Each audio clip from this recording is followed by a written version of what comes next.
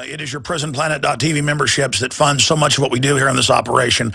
And then we're more than happy for the TV show after it's aired live, then be leaked out onto the web to tens of millions of people. That's our goal.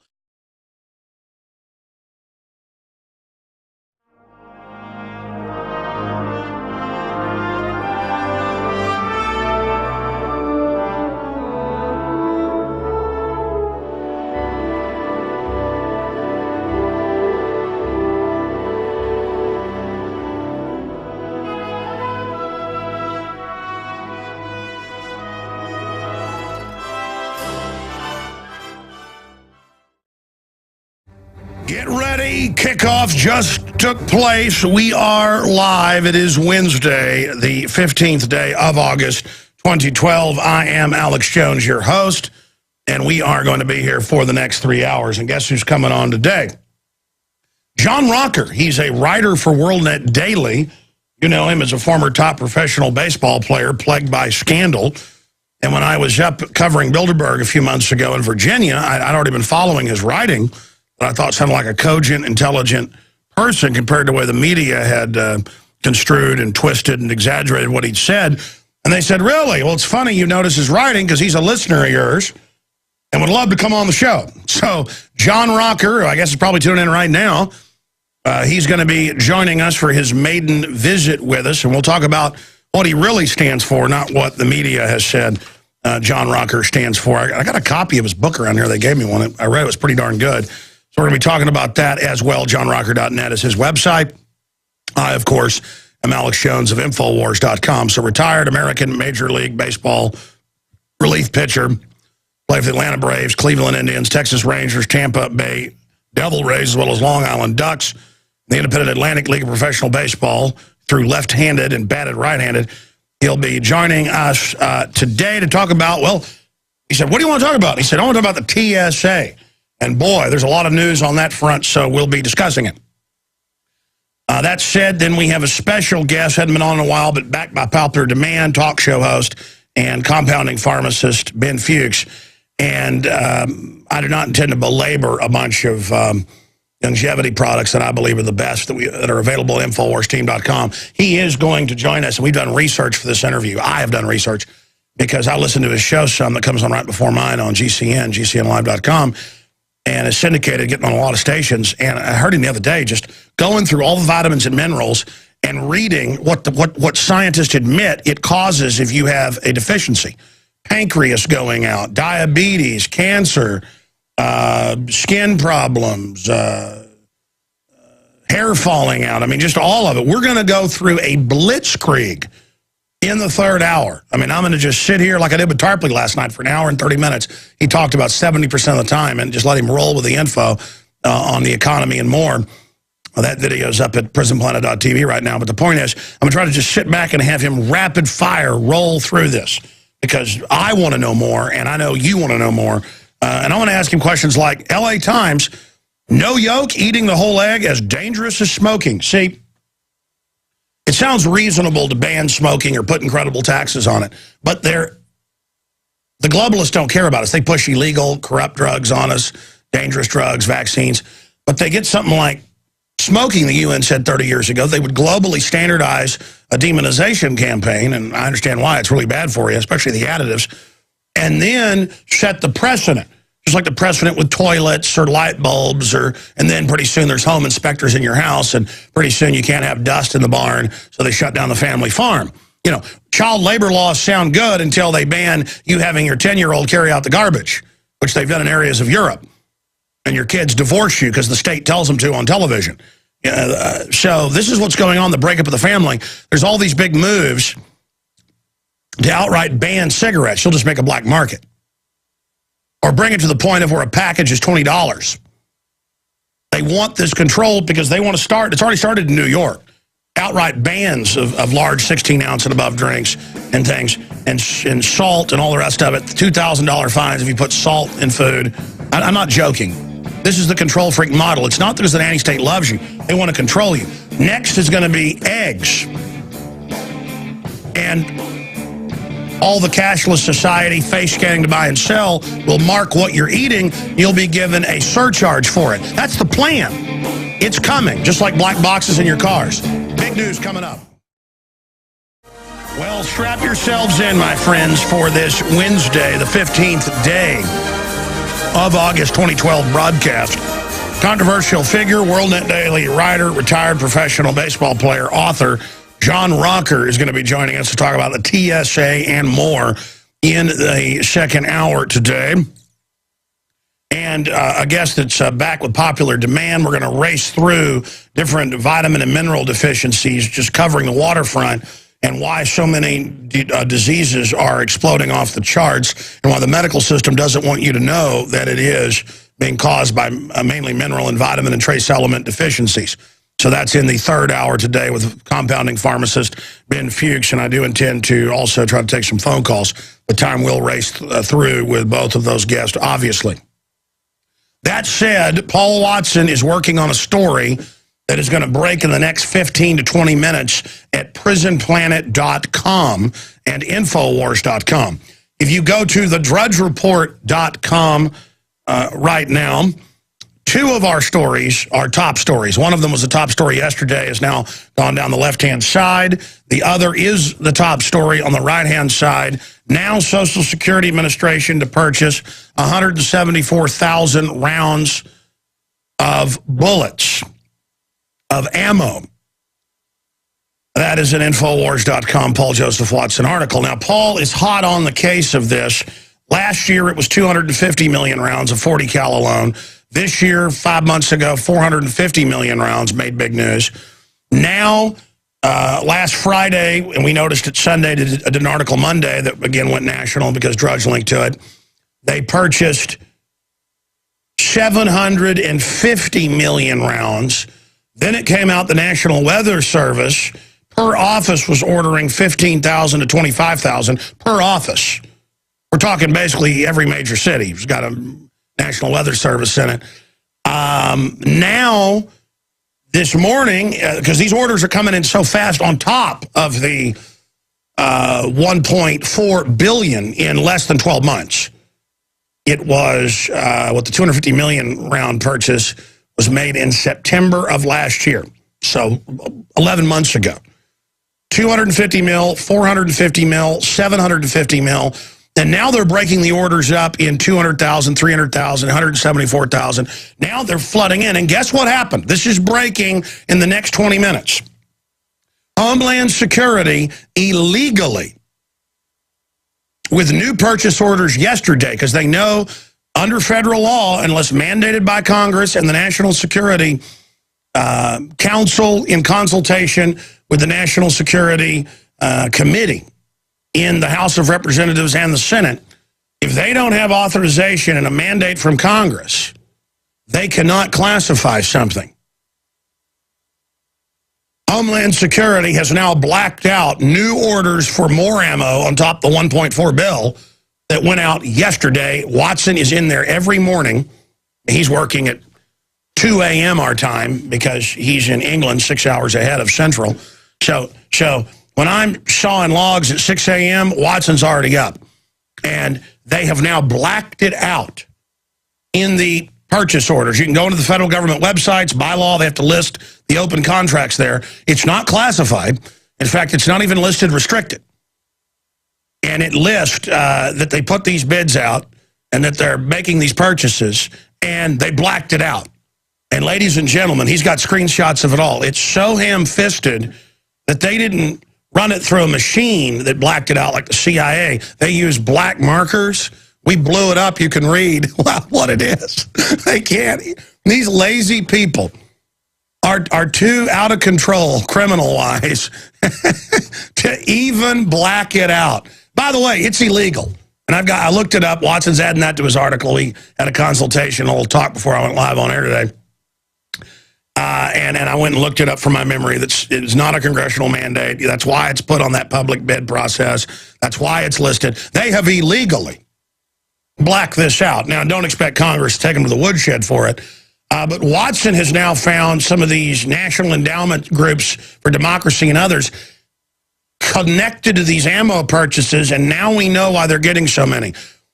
Watson is ferreting this out right now. This is not confirmed, but we have the linkage. it appears a large portion of the 1.4 billion plus is being shipped to Turkey and then into Syria. So the bullets are going to Al-Qaeda. I mean, you can't make this up. It's an Iran-Contra situation by Hillary over there. And that's why they're blacking out these bullets. It doesn't matter. I tell you, man, it's Fast and Furious where they ship 20,000 guns, hand grenades, not just to Mexico, but to Honduras. And inside the U.S., Chicago, Illinois, Indianapolis, Indiana, Tampa, Florida. Yeah, they ship guns there, too. To gangs that are killing gangs they want to knock out. I mean, these are just mafia people. Like, I shouldn't be sitting around laughing at them. I can feel the wings of the angel of death flapping around. Wouldn't be here if it wasn't for God and your prayers. And by the way, I just want to say that here today. I am so incredibly thankful that I was ever born. I'm so incredibly thankful to my family, to my wife, my children, and their courage. I'm so incredibly thankful to you, the listeners and supporters and people that have supported us in the media, out there, talk show hosts, webmasters, journalists, for putting up with us, because everybody knows we're not perfect, but we're real. We try the best we can. We try to tell the truth. We try to be accurate. We have a really good track record compared to the mainstream media that tries to lie. That I have lived a full and great life, and I feel successful. I feel a life of worth and of value, and I don't have any fear, because I know I'm on the right path. I know I'm on the right course, and I hope I'm alive to be 100 years old. I love life. I just love my dogs, watching them eat and jump around and sit in my lap. I love my children, watching them learn. I just love my family. I love goodness, and I love truthfulness and straightforwardness and uprightness. Doesn't mean I'm up on some high horse myself. I recognize my slovenliness and worldliness and all the rest of it. Being honorable and being good and being strong and not being afraid is so fulfilling. It is so fulfilling to go through all the tribulations we face and know that more are coming. It's just fulfilling. The worst things that have happened to me in my life, when I'm doing the right thing, it is always a lesson. It is fulfilling. And it's not like, oh, I'm the poor victim, I feel sorry for myself. It's the opposite. It's the strength of the species. It's the communing with my ancestors, the ones that were straight and strong and did the right thing and lifted up the species. It is, you see, I'm an individualist. The globalists are counterfeiters. They try to create a counterfeit of what's already there. We are individuals, but individually in our basic code of honor and our basic understanding of what's wholesome and good, we are communal, we are collective. But it's not a forced collective. It is an individuals through shared beliefs and ideas and passion and souls that are similar. We commune with those in the past because there's a connection, mother to son, father to daughter, father to son, just down. I mean, in the last 6,000 years of recorded history, there's only been 60 real generations. You ever think about that? And so that's not that long ago, is it? And so that person, your great-grandparent, even if you never met them, they took care of your grandparents who had your parents who had you. There's a direct electrical connection. And this isn't even really a spiritual thing. It's a genetic thing. It's a consciousness, archetypal race memory. That's what instincts are. I let my children go see Brave because they're thinking about doing an analysis of it. I'm thinking about putting my children on TV. They want to go on air. They want to, even though that's dangerous, they have a desire to do it. I think I'm going to let them take the risk. That's what life's all about. And I said, okay, go watch this movie and do a review with your mother, the two older ones. And my kids don't get scared of hardly anything, but there's a big evil bear in it. And it's occultic and stuff as well, druidic. And my daughter came home and said, man, that really scared me, that big bear. And that's because instinctively, our ancestors dealt with big, mean cave bears, twice the size of a grizzly bear. And so instinctively, that's why when you come out of your house at night, when you come out of your house, it's like coming out of your cave. That's where big animals, big predators used to wait to eat us. That's why you feel fear coming out of your house. That's why going in and out of a threshold, because that's where something's going to be waiting. All of that is really racial memories. And it is satisfying in the human race to connect and do the right thing as our forebears did. And then we are an example of those that come in the future, and that's when everything clicks into position, and that's when you become satisfied. So many people are not satisfied because you're not going to find satisfaction in sports. You're not going to find it in sex. You're not going to find it in being a tough guy. You're not going to find it in any of those things. I mean, sure, there's a place for all of it, but when you think that's the center of your universe and that you're going to find fulfillment just in that, that is not the case. The great dedications are where you're going to find satisfaction. And the defense of the innocent. We are winning. All the polls are out there. We're winning the fight for the Second Amendment. We're winning the fight against abortion worldwide. They're freaking out. Young people, it's off the chart, despite the programming are turning against, because they're teaching them that abortion's wonderful. Kids know how to rebel. It's built in case you've got bad people. The truth is, young people don't really rebel if you teach them to become leaders and chiefs in their own area. If you put them in danger, if you challenge them, if you put them out there and treat them as adults, they will never rebel against you. Because by the time they get to the age to rebel, they're 13, 14, they're already men and women, they're already ready to be men and women. They only rebel when you suppress them. They only rebel when you don't turn them into adults. You're going to watch us? There's 7 billion of us, and we know about the globalist. We know about how you control both sides of conflicts. We know your game plan. Those of us that are awake, and we are massive numbers. And we're going to wake others up as well. Thank you so much for joining us again. We do have John Rocker joining us. I've got something a little lighthearted we're going to play when we come back from the break. I've never aired it before. It is satire. You will notice that right away. And we're going to post the video of it if you're a radio listener and want to follow along. You can go there and watch it. It is a new presidential candidate that has announced that they're running for 2012 on a third-party ticket. Yes, that is coming up in the next segment. It's about 8-9 minutes long. Then I will continue with the news. But Watson soon will have an article that is not satire, unfortunately, up. And this fits the pattern of Fast and Furious, the 1.4 billion rounds of ammo, because now they're ordering millions of rounds of ammo in combat rounds, 308, 223, but also 357 Magnum, 357 SIG, 38, everything. And it looks like what you'd give a ragtag army that's got a bunch of different governments like NATO consortium giving them weapons.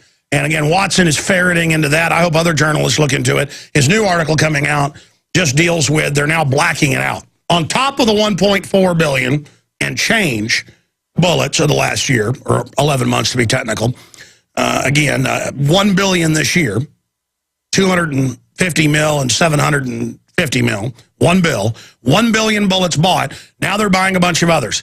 The Post Office, the Social Security Administration, the Department of Education, the National Weather Service, NOAA, that is over the fish and wildlife, the federal folks. I mean, you would think they were getting ready to fight a trillion Martians landing or something. And again, some of the spin is, oh, we always buy ammo. Really, we looked up the numbers. This is at least 10 times what all federal law enforcement has ever bought. In fact, I've got my researchers putting that article together. It'll be out in the next few days, but we found some of the numbers. I mean, in the past, they might have bought 1 million rounds of ammo for the entire FBI in a year. I mean, and that's a lot for target shooting and all the things they're doing and what they have. There were cases where total, non-military, we're talking about 50, 60, 70 million rounds getting bought in a year. We're talking about 1 billion. So when I say 10 times, it's way over that. It's way, and again, they're hundreds and hundreds. The last purchase I saw was over 300 last year, and they finally got delivered the last few months. That's why you're seeing them everywhere. First on the back of trucks and trains. Big, giant black war wagons are, that have a Homeland Security seal on them. And they're giving them to local police. These aren't old Army vehicles that are surplus, for the SWAT team to roll up at a house where there's an active shooter. These are big, giant, armored vehicles that have Homeland Security that Homeland Security has, but also local police are getting. More helicopters, more drones, weaponizing drones, checkpoints, these mobile armored pillboxes. It is mind-blowing, the military buildup. And I know I just keep harping on this and harping on this and harping on this. Max Keiser, who's on Friday, sent us this article. It's out of Bloomberg. Paulson Soros add gold as price declines, most since '08. Yeah, big governments, universities, and the elite, the insiders who made their money because they have the inside knowledge. That's confirmed now. LIBOR, all of it staged. They are just hoarding the daylights out of gold right now, buying the daylights out of the gold stocks, the physical. That's Bloomberg. So we're going to be getting into that. He sent me this email. He said, the smart money knows the collapse is coming. They are getting ready, buying gold, silver, but the ETFs, they buy only honor delivery on $50,000 buys. Anyone who buys less will get wiped out. So he'll explain that to us on Friday. Got a bunch of financial news. A bunch of Paul Ryan news. Look, I've analyzed Paul Ryan. And I've got to say, he's always been anti-abortion, and he's always been pro-gun, and he's actively fought for both. So I've got some comments on that. Obviously, I've analyzed Paul Ryan quite a bit in the last 14 years that he's been a congressman. Again, if you just joined us, I'm Alex Jones. Whether you're listening to us on AM and FM stations across the country or XM 166 or global shortwave or the free internet streams at Infowars.com, thank you so much for joining us. We're also streaming video at prisonplanet.tv of the 3-hour radio show each day. It's really a TV show because we have video clips, document cam, guest in studio, you name it. We also have the nightly news, 7 o'clock Central every night. And I come back Sundays, 4 to 6 p.m. The Health Ranger's got a very special report for you with John B. Wells this Sunday, coming up on the Sunday broadcast. He, of course, is one of the hosts of coasttocoastam.com. Amazing, folks. He's going to be on talking about financial collapse and what he's gleaned from all the experts he's interviewed over the years. That's on the Sunday show. Those two men will be hosting the show. Well, Mike Adams will be hosting. Wells will be riding shotgun. Okay. There is so much to go over here. Eli Lilly admits to more than $200 million worth of doctor payoff. Speaking of Mike Adams, that's a naturalnews.com story. We're going to be going over that. Special Ops Group attacks Obama over bin Laden bragging leaks. Yeah, because it's all a big PR made-up story. It's why they blew the helicopter up on the ground. And then the rest of SEAL Team 6 that knew about it got blown up. Remember that? Remember? I hadn't predicted that would happen. Chelsea won't rule out political run. Oh, is there no end to these demons? But she's had her nose job and stuff. Nothing against that. It's just whatever. A bunch of plastic people. Looks like Joan Rivers. Looks like she's 40 years old. And the portrait of Dorian Gray or whatever you call it, Edgar Allan Poe. We're going to also get into bizarre statements by Biden about Romney, saying that, he wants to put chains back on you. And again, Romney is a globalist. There's no debating that. But how does Paul Ryan change things? Because I've really done soul searching about this whole situation, and I'm going to give you my take on where I stand on the 2012 election after we go to this piece of satire. Now, I did this back in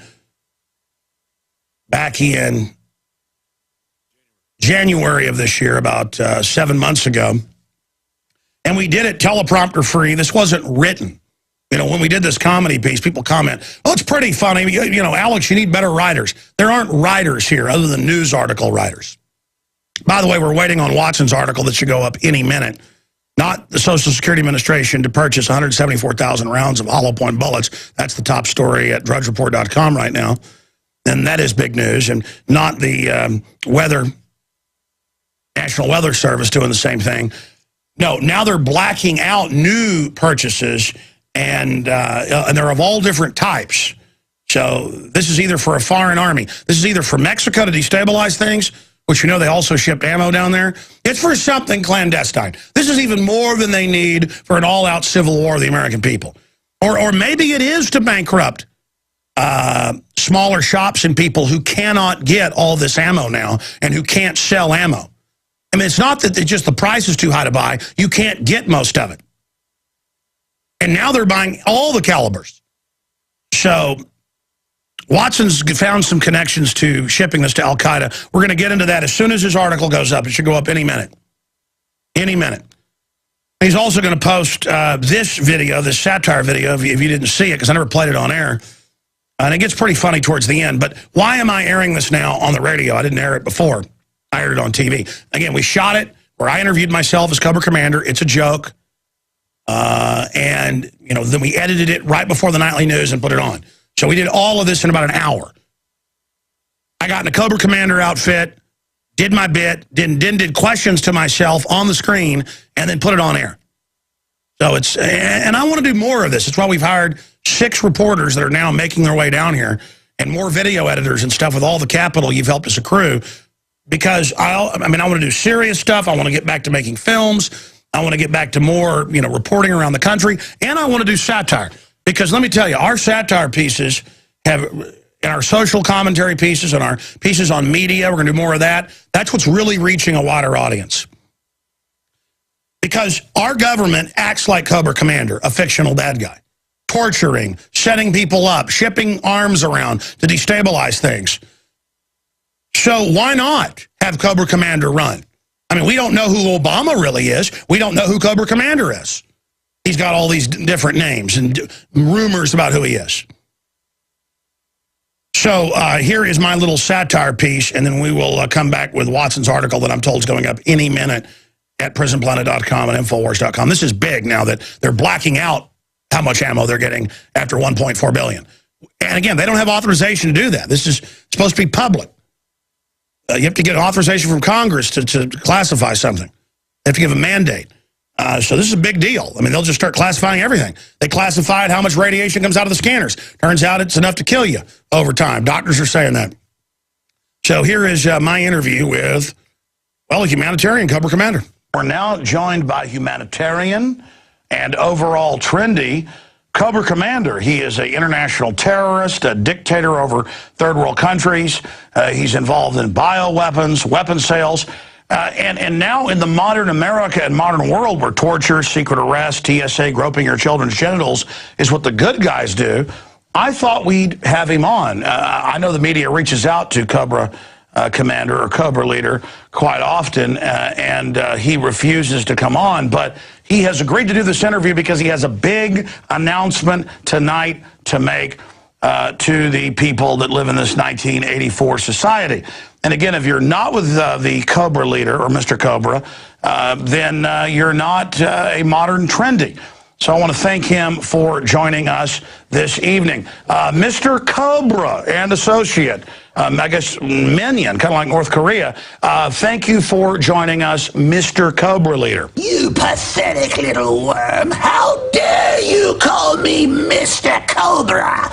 I am Supreme Cobra Commander. You call your petty bureaucrats, officials, and authorities. You will kneel before Cobra or face my wrath.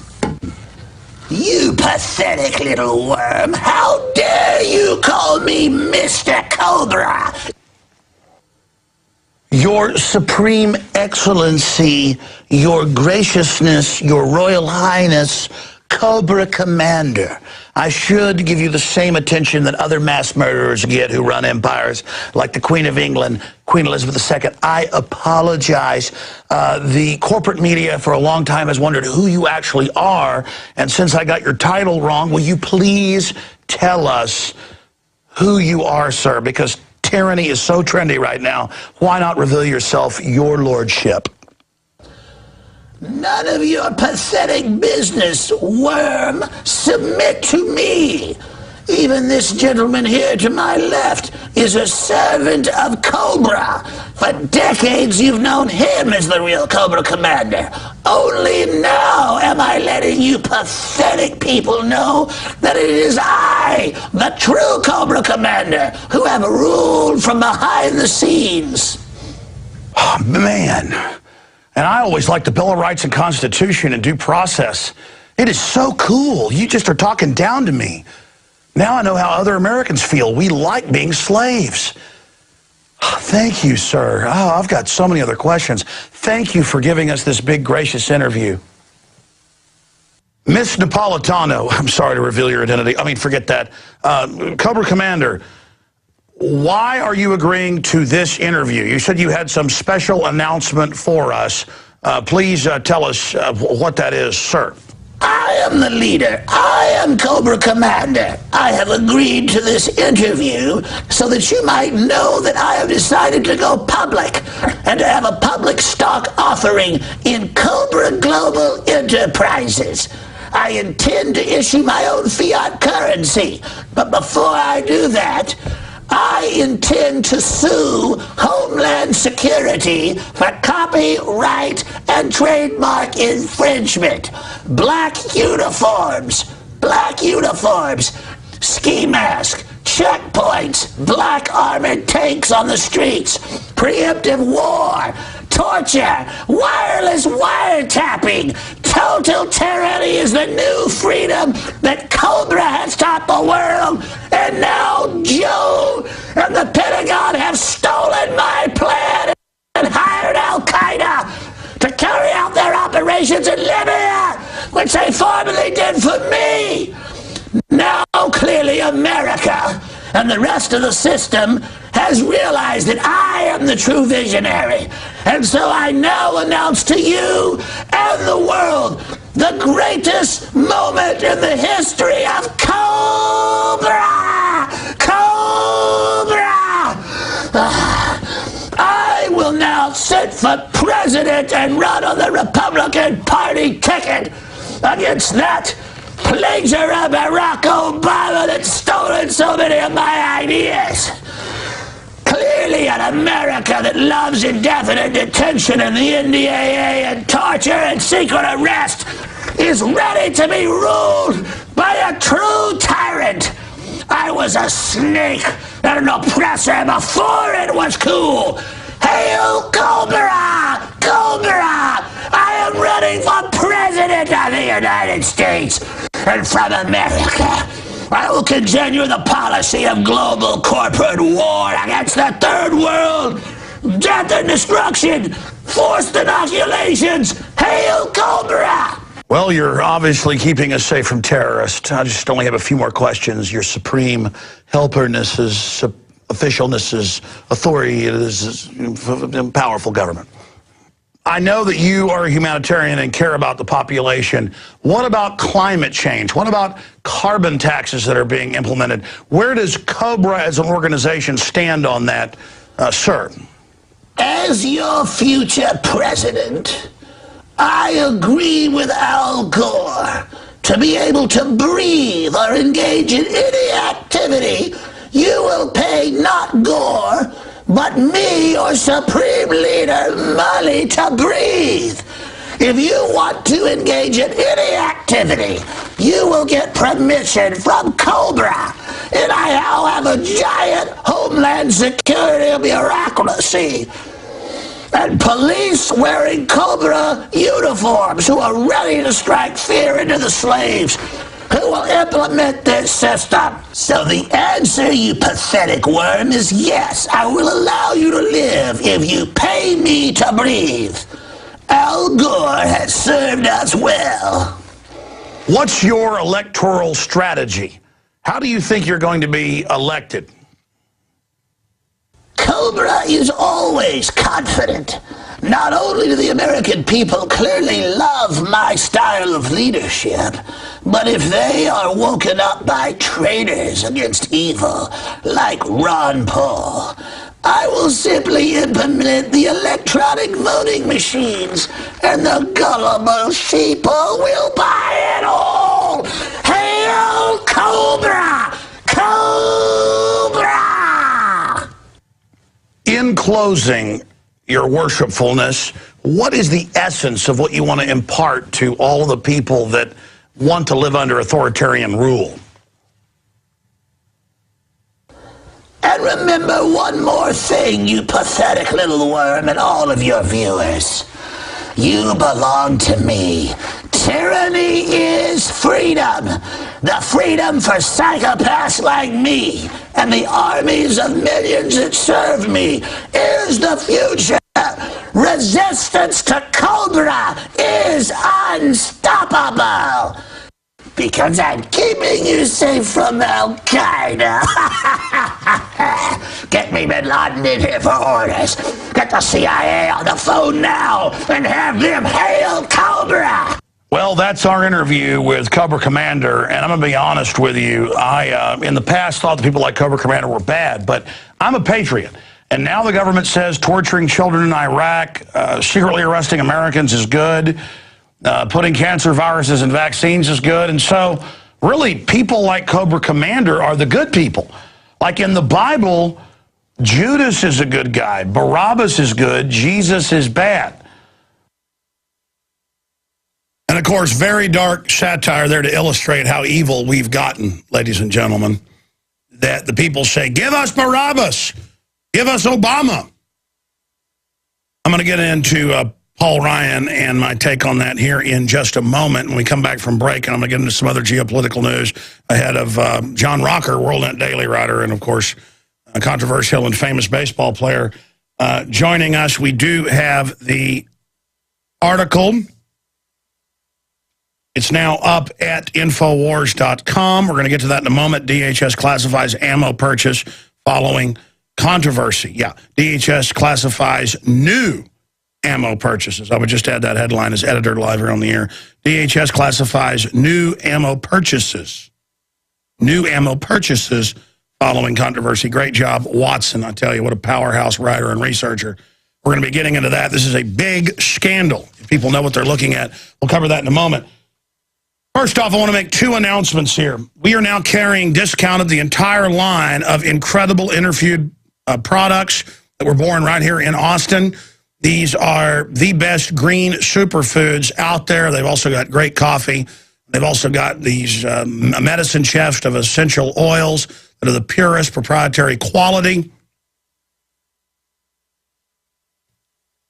So if you go to InfoWarsShop.com, we are now carrying their entire line discounted. InfoWarsShop.com. They also now have a 40 days, 40 nights organic storable food all in one big plastic tote box. Check it out at InfoWarsShop.com. The entire line discounted now at InfoWarsShop.com. The entire Interfood line and more. Lastly, if you're watching on PrisonPlanet.tv, you can see this. If not, by next week, I'm going to put a promo video out to show everybody. Look at this. Infowars.com, because there's a war on for your mind. And if you're watching again on PrisonPlanet.tv, there is one of the racks that we are going to be putting up. I guess you can't really see it good against a black background. Here, I'll just show it to folks this way. I'll kind of be like Judge Smales when the lamp's in the way. Just knock it out. Knock it out of the way, Danny. There's two kinds of things, good things and bad things. Do you want to be good, Danny? Yes, I want to be good. Good. Very good. Just have to neurotically now quote. Do they have a Tourette syndrome where you have to quote Caddyshack? I guess Spalding actually has it in there. When he's like hacking at the balls, he's like, I hate to talk a little kid, but you're allowed to. It's funny. Turds, double turds. All right, I'm sorry. I apologize. Horrible, evil. Here it is, ladies and gentlemen. These racks, 800 locations in Austin. We're not playing games, okay? You think this was cheap? 800 locations in Austin, 50,000 on the streets, 20,000 mailed out to everybody that orders goods at InfoWarsShop.com, where you can bulk order them at price, at cost. So InfoWarsShop.com. It's coming soon, the InfoWars magazine. This is our answer to the internet kill switch, print 2.0. Fahrenheit this. Okay, Russell Dowden, who heads up the rollout of InfoWars newspaper. It's going to be all over the country if we have our way, but rolling out in Austin. It's 50,000 at 1,000 locations, excuse me. 1,000 locations in Austin, and then 20,000 mailed out to listeners. And then we're going to look for partners around the country to have part of their content and their ads in the newspaper/magazine. It's a publication. It's a really big newspaper. And we're going to roll it out. And we were able to pay for the first month that had a lot of added expenses up front the first time with advertising. And I guarantee you people are going to get a big response. So people are already contacting us about franchising. We haven't rolled out the website for that yet. We're just doing phase 1 right now. But again, they zig, we zag. They want to censor the web. We'll keep fighting there, but we'll also go to hard copy. And I'm not going to get into a whole breakdown of that. I will soon. Okay.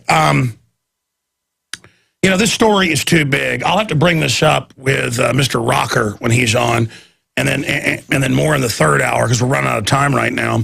But DHS classifies ammo purchases following controversy, and I already covered this a lot before the article came out. The Department of Homeland Security has redacted information relating to the quantity of bullets it is buying following a controversy concerning the agency's purchase of over 1 billion rounds of ammo, which many fear is a sign of federal government's preparing for civil unrest in the United States.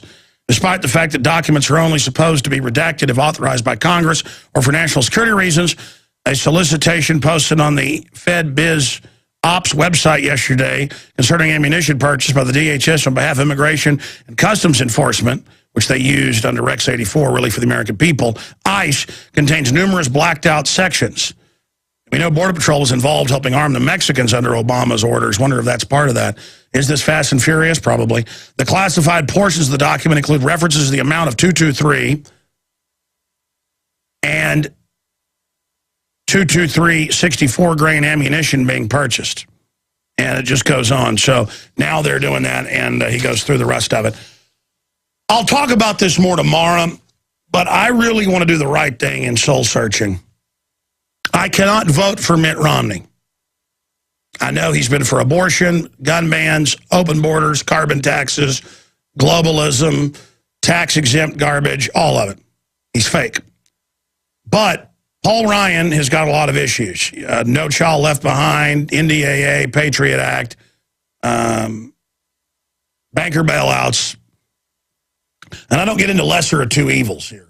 But I do have to say, he has voted and actually fought, not just paid lip service against abortion. That's a big rubber meets the road issue. And he's been pro-gun. And he's one of the only people out there defending the Second Amendment right now.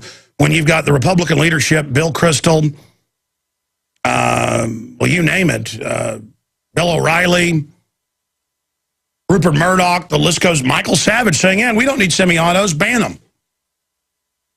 So he at least is paying lip service to that. So I don't know what to do. I just, with Romney, there wasn't really a difference between him and Obama. And I know if Romney gets in, conservatives and libertarians will go to sleep. And I guarantee you Romney's just going to continue everything Obama did, because that's what the globalists want. It's like Bush supported, at the end, carbon taxes and shutting down power plants.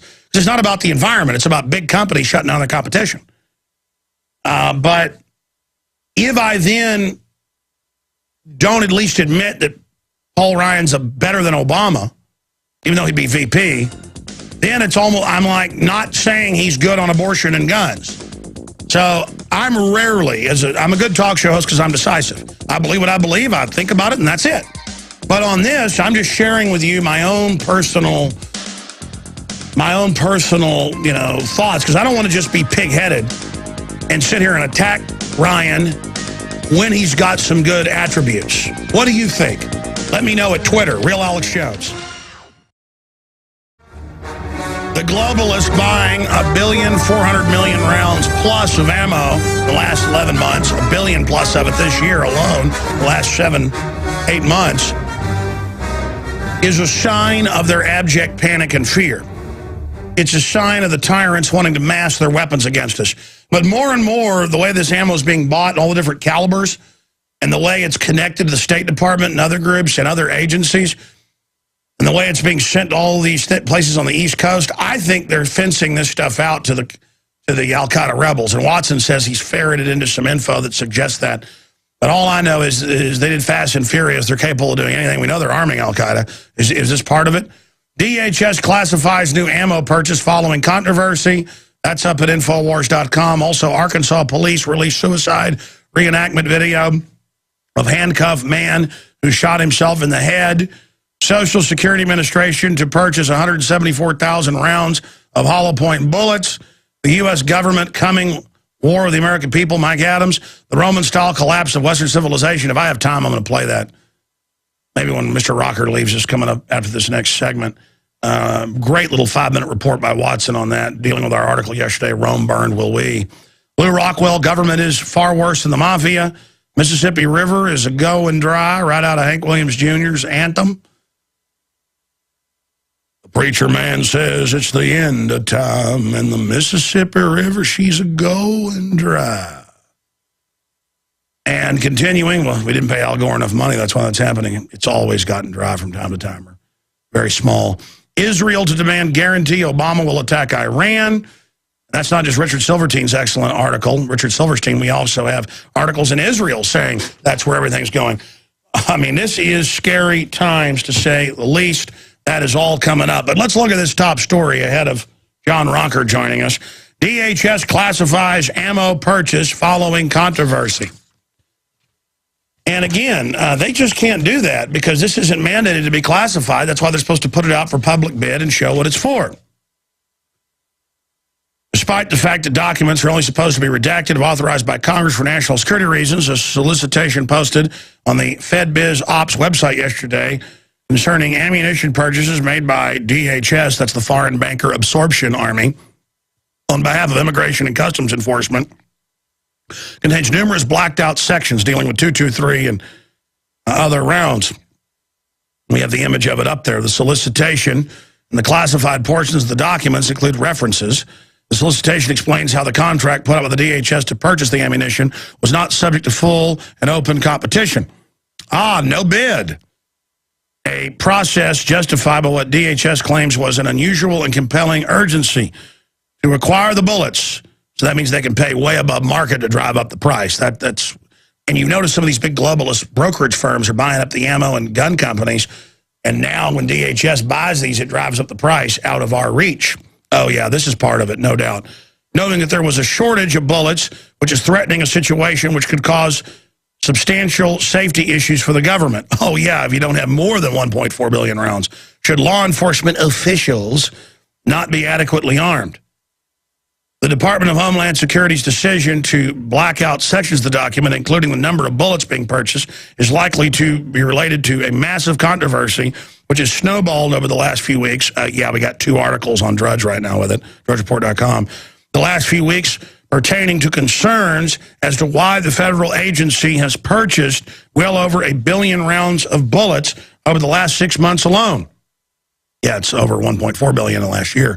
The DHS decision back in March to purchase 450 million rounds of 40 caliber hollow point bullets, which are designed to expand upon entry and cause maximum organ damage. Well, the point is they're illegal in warfare under the Geneva Convention, so our military doesn't use them. But they're used on us because we're the scum, we're the milk cows, we're the idiots. And it just goes on. It's a powerful article, Infowars.com, PrisonPlanet.com. You can find our other articles about the Social Security Administration and the Weather Service buying ammo, all at DrudgeReport.com. We're streaming video at PrisonPlanet.tv. Man, I tell you, they had Joe Biden come out and say that Paul Ryan and Mitt Romney want to put chains on the black people, basically. And it just shows the incredible racial division that the left always engages in. Not because they care about people coming together racially, because they want to keep people on that hate plantation. And it must work, because 95% of folks voted, who were black, ended up voting for Obama. And again, I wouldn't vote for somebody on their race. I would vote for someone on what they stood for. But now the Romney campaign has come out and said, quote, take your campaign of division and anger and hate back to Chicago. And I tell you, Obama coming out and saying, if you have a business, you didn't build that, you didn't do that, somebody else did that, that's a quote. That's what I would say if I wanted to lose. But it also shows, you know, we've got government-run health care now. I mean, they're doing what they want. They want to get us accustomed to this so they can take over businesses like Hugo Chavez does down in Venezuela. Just amazing to say they're going to put y'all back in chains. We've got the clip. We're going to play it a little bit later in the broadcast. Now, we are joined for the next 45 minutes or so by, well, author, businessman. He's been very, very successful in business, John Rocker. And, of course, you also know him as being a top national baseball, Major League Baseball relief pitcher who played for a bunch of major teams like Atlanta Braves, Cleveland Indians, Texas Rangers, you name it. And he's known for all the big controversies with statements he made, taken out of context, twisted. Because I've seen a lot of other controversial statements, even more controversial, that don't seem to catch on. So we'll ask him today why he thinks that happened. But we don't have John Rocker here because of all that. We have him so you can actually hear him soundbite free in a long-form interview, because I like reading his writings over at worldnetdaily.com, WMD.com, and that's why he joins us today. And we'll also get into his book, Rocker, Scars and Strikes. And he joins us right now. Good to have you on with us, John. Thank you for having me on, Alex. I certainly appreciate the opportunity. Well, we appreciate having you. Well, I mean, tell us who you really are, because I know that's kind of what you do with WorldNet Daily, where you really stand, and because I know how the media works. Once they take something and run with it, they once said that I said kill Michelle Malkin, even though I didn't. People with her yelled that, and then I still am blamed with saying that. And then once it's not in the national news, and the truth is there, or there's even a retraction in the newspaper, nobody reads it. You're absolutely right. And hey, Alex, I'm going to be a pain in the backside here for a second. I'm getting a lot of feedback on my end. Can we hang up and start over? Absolutely. You called into our system. Do you want us to call you? How about you guys just return the call? I'm just getting a lot. I'm hearing every word that I'm saying in my right ear here. It's going to be very distracting through a long call. Sure. Maybe we can turn our audio to him down, guys. John, how's that sound? Let me think. Yeah, okay. I'm not hearing the feed. No, I'm still hearing it, Alex. All right, well, we'll call you right back, or you call us back. Hey, this is a great way to build up an interview. Exactly. All right, call me back, man. All right, we'll call you right back. We'll see how that goes. Is that on our phone lines? They work fine. He does sound dynamite. Did he call into a digital line, a high-def phone line? That's probably what it is.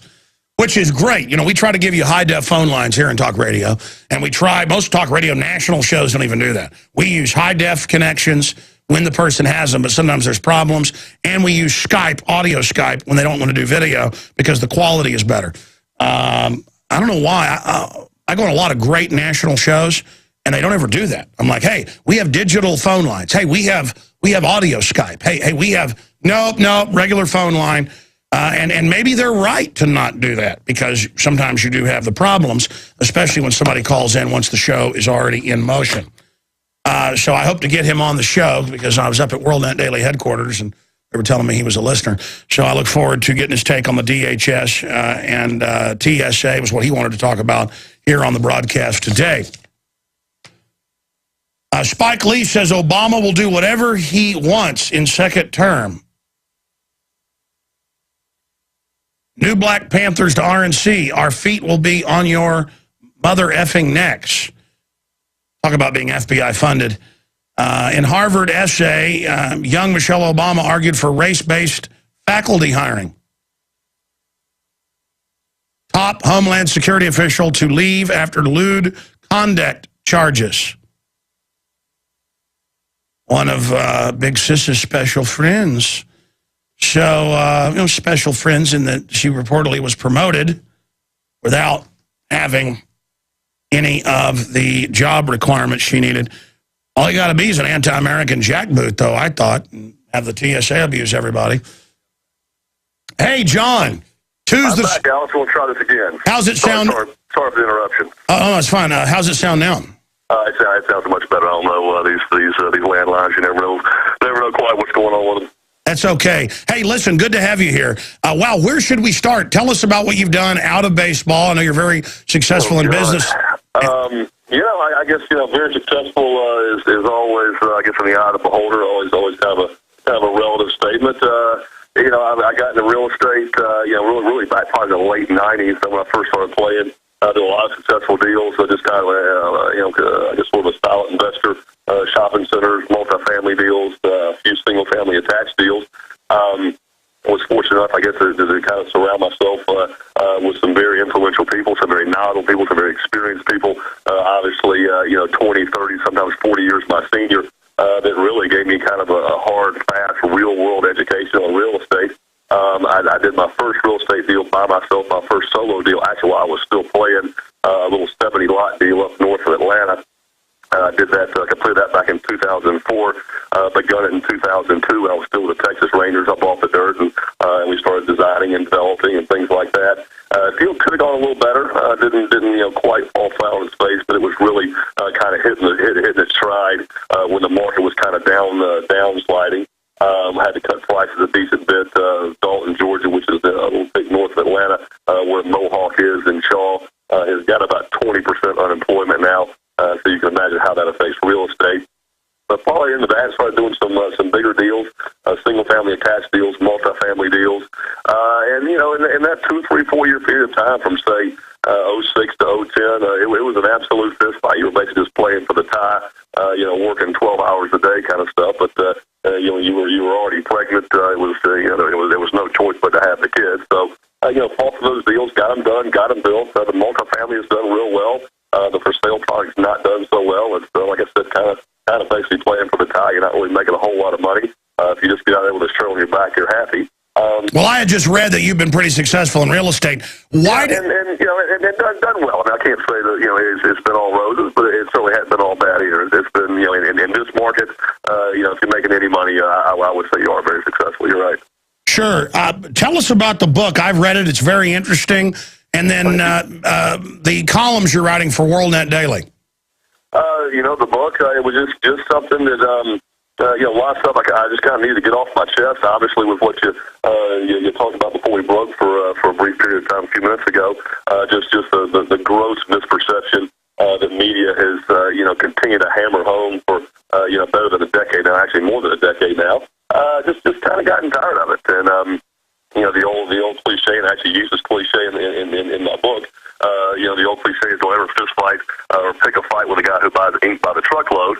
To write this book, I finally decided to buy my own truck and write my own book. I didn't have a ghostwriter on this book. I didn't had a very brief, partial, extremely small amount partial collaboration with a gentleman by the name of J. Marshall Craig. Wrote a couple books for Chuck Leavell, the Rolling Stones, Eric Burton of the Animals. He's basically an entertainment type writer and writes about and collaborates with a lot of those type people. He did a nice little intro for me, helped me out with a lot of research. But as far as sitting down and pounding on those computer keys day in and day out for about 14, 16 months, that was all me. So, but just a lot of stuff to get off my chest, a lot of quote records to clear, and just kind of make my peace with God, sort of thing. And no matter how many interviews I've done, print, TV, radio, just literally well into the hundreds, possibly in the thousands over the years, where conversations have gone just like this. The songs still remain the same. I was just kind of like what you were saying earlier, once a perception is out there, once the ideology, especially about someone, a specific person is out there in the media, it's very tough to change. And the sexy story about John Rocker, the one that drives ratings and sells magazines and newspapers, is John Rocker, the hateful, bigoted racist from the South. That's the one that you splash that caption, that headline on top of the newspaper article. You're selling USA Today, that you're selling New York Times. The truth about John Rocker is not very sexy. It's not going to generate ratings. It's not going to, sell magazines and newspapers and drive that dollar to the bottom line, which is what, journalism and media. It's kind of like anything else. It survives and thrives off capitalism, off making money. The more papers you can sell, the more magazines you can sell. Sure, and off of controversy. But I mean, a lot of your statements were really taken out of context and weren't even that big of a deal. Why do you think they chose you to, keep hyping things up? I don't know. I was good for ratings. I was good for PR. And obviously when you pick a fight with possibly the news capital of the world, there's a lot of eyes and ears listening and looking, and a lot of fingers to type and write those articles. Yeah, that's probably it. I mean, you criticize New York, and from some of the quotes, it said people were like slobs on the train, and I guess some of the trains, you do see some slobs on them, and yeah, that's the thing. New York does not like being criticized, and so I think it was the archetype of, we're going to get that Southern boy now. But was I racist because of it? And there's one quote that's flown around about, what we supposed to be hating foreigners. One thing I love to talk, and this is why Well, stay there. Let's come back. Stay there. We got to go to break. John Rocker's our guest. We're going to get into your view on what's happening right now with the TSA as well.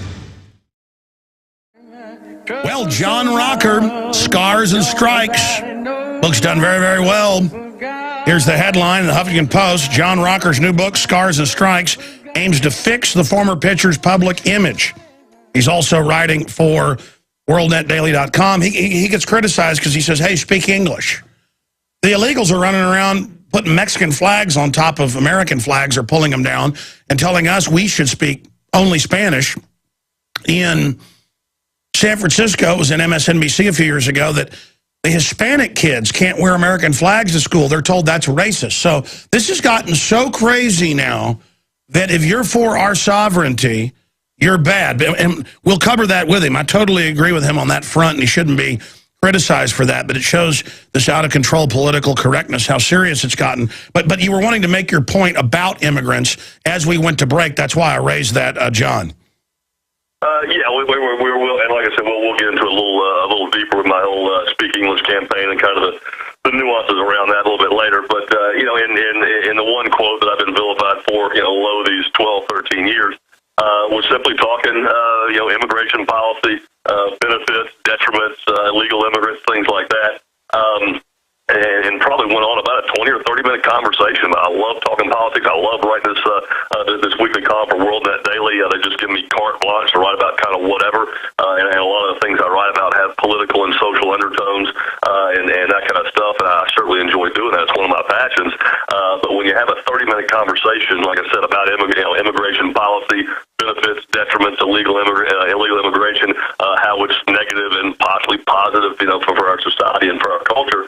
And the writer and Mr. Perlman has got a long, rich history of defaming and degrading pretty much every single subject he writes about, every individual he interviews or chooses to point a dirty end of his pen at, pretty much has done to them exactly what he did to me. And it is my firm belief that I've done so many of these print interviews over the years, and actually after probably about 2006, 2007, I swore off print. Because so many times it's my belief when you sit down with a print journalist, you're basically inconsequential.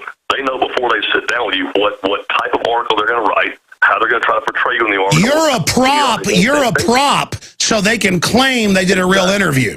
Exactly, and all they need you for is the ability to put a couple of quotation marks within their article to make their article seem more legitimate, give it some more character and things like that. They know what kind of article they're going to write about you, how they're going to portray you in that article long before they sit down with you. And Jeff Perlman, after the article came out, I should have done this obviously before, but I've known the man for about 2, 3, 4 years. Spent many afternoons, evenings, in clubhouses. He was the head baseball writer for Sports Illustrated. Spent many afternoons with him, and he was about a year or two older than me. I thought we were kind of buddies. I don't need to check this guy out. But looking back, books he had written, articles he had written, and even going forward, pretty much anyone he writes about, he disparages up one side, down another. Walter Payton recently in his book called Sweetness about Walter Payton, just rips Walter Payton a new one. The man is a sports icon, a legend, a revered legend, and second of all, he's dead. The guy can't even defend himself, yet Jeff Perlman thinks it's in good taste to write a book that largely talks about one of the beloved American icons in football, talk about off-field transgressions, drug abuse, marital infidelity, all the negatives about him. That's what Jeff Perlman chooses to focus on. That's the man that wrote this article about me. He took a 30-minute conversation and gleans out 8 words here and half a sentence there and a few little, nuggets there, slaps them on a page with his context around it, and basically fulfilled the theme that he set out to write before we ever and it's disgusting. And they write, though, for a certain crowd of sports fans that really hate athletes and successful people, and they just do it so they feel good watching somebody big fall. And, you know, if somebody's human and has problems, I don't want to watch them fall. I like watching tyrants and abusers fall, but it's not a satisfaction. It's more of a, you know, knowing the bad guy's been beaten. Yeah, and you just read the headline, the caption from the Huffington Post. I did that interview about a month ago. Now that was the first print interview I've done in probably 4 or 5 years. And going into it, I'm like, I'm sort of grudgingly doing it. I gave the girl a great interview, and she was obviously from a Democratic side of the political coin. We had great banter. We had great rapport. Interview was what I thought was really good. I picked the article up, read. I'm like, is that the same interview I gave? Really? And no matter what I said, no matter how good and or bad an interview I gave to that girl. No, see, they're cheaters. When I've written articles and interviews, because I'm so used to doing them live on air over the years, if somebody makes a good point, I leave it in there because I want to have an interesting interview. But you're absolutely right. A lot of these journalists are archetypal cowards. They love the median of a taped interview because they can edit it however they want. Right. They can always win. And in their mind, they win when they make somebody more wealthy, more successful, with more physical prowess and mental prowess than them look bad. What a joke. We'll be right back with a long segment. Stay with us. John Rocker is our guest. Coming up in the next segment, we're going to get into a bunch of news that's been breaking from the campaign trail and what's happening with the economy. We got 18 minutes right now with John Rocker. All right, covering the waterfront here. You want to get into the TSA. You travel quite a bit. What's your take on this group that seems to be looking for Al-Qaeda in our underwear? Complaining about this so much, I'm sort of out of breath on this one. I think everybody can both sides of the political fence, both all angles of our society, I think can agree. TSA, they're a joke. They're basically useless. Looking under grandma's wig and under in grandpa's pockets.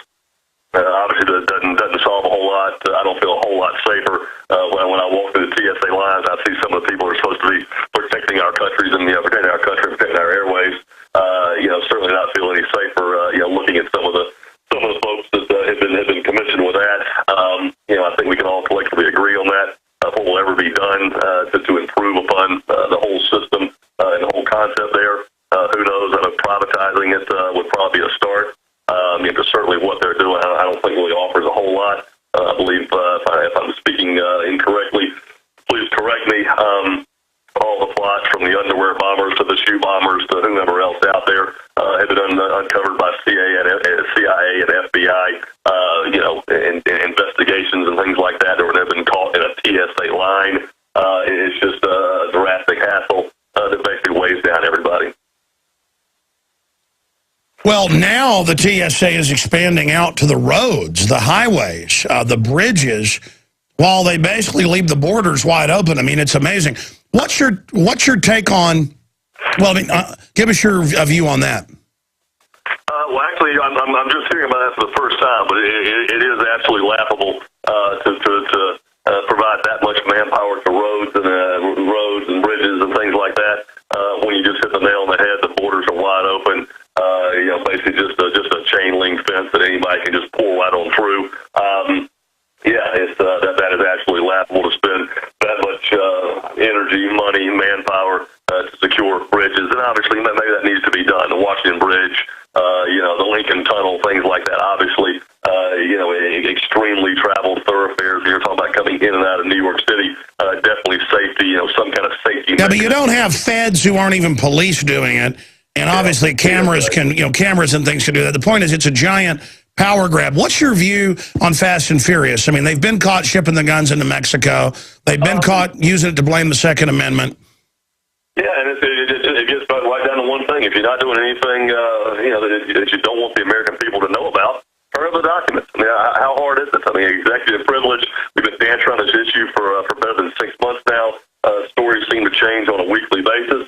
If you're not doing anything that you need to hide, turn over the X number of 100 documents that the Congressional Committee wants to see. Let's be done with it. Trying to play the race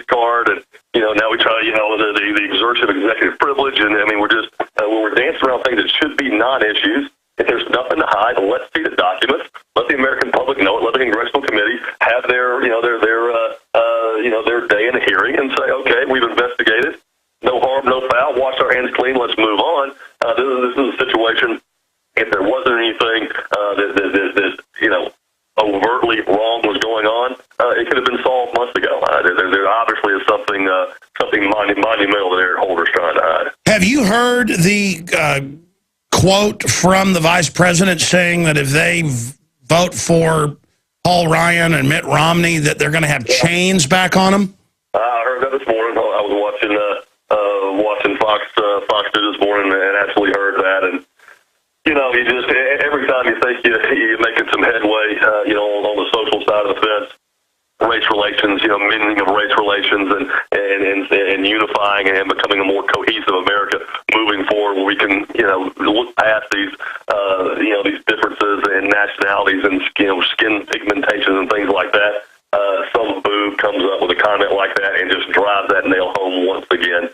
Well, sure, but my point is they go after you for statements that were a lot milder than that racially, and then you've got Obama, the Chicago organizer, Reverend Wright, with all this pure race stuff, and then Biden obviously using racial politics. Why is it okay for the so-called liberals to do this all day?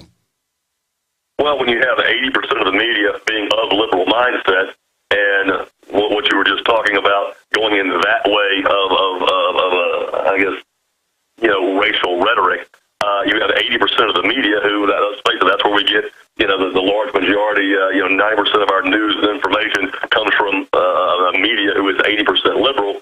If the person that's fitting that racial rhetoric, if they're basically preaching to the choir with 80% of the media who gets those thoughts and ideals and things like that, if they disagree, they're the ones who are going to be hammering you. If you're preaching to the choir, the people that are going to be getting the message out and getting the word out, they're not going to get it out in that fashion, unless you're someone like me that sort of goes against the mainstream, what the mainstream media, their thoughts, ideals, they're going to turn on you pretty quick. If you're speaking in the same vein that they speak and they think in, they're just going to go right along with you and give you carte blanche.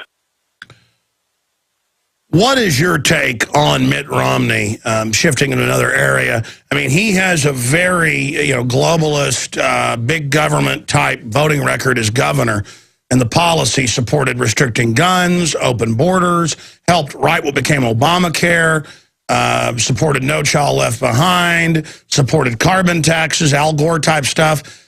I mean, what do you do when you've got Obama, who's so bad, and then you've got Mitt Romney? I mean, is it a lesser of two evils? I mean, I have to say, Paul Ryan has been anti-abortion. He has been pro-Second Amendment.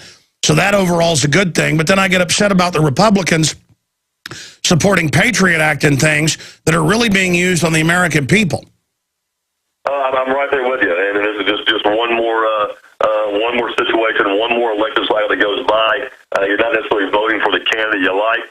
You're voting against the candidate you don't like. I mean, is Mitt Romney, if we could build a candidate, will we build Mitt Romney? Absolutely not. But I can tell you, if we could be presented with two candidates, both of which we didn't build, with the people that think with our mindset and our mind frames, our ideologies, would pick Mitt Romney all day long over Barack Obama. He definitely is a lesser of two evils.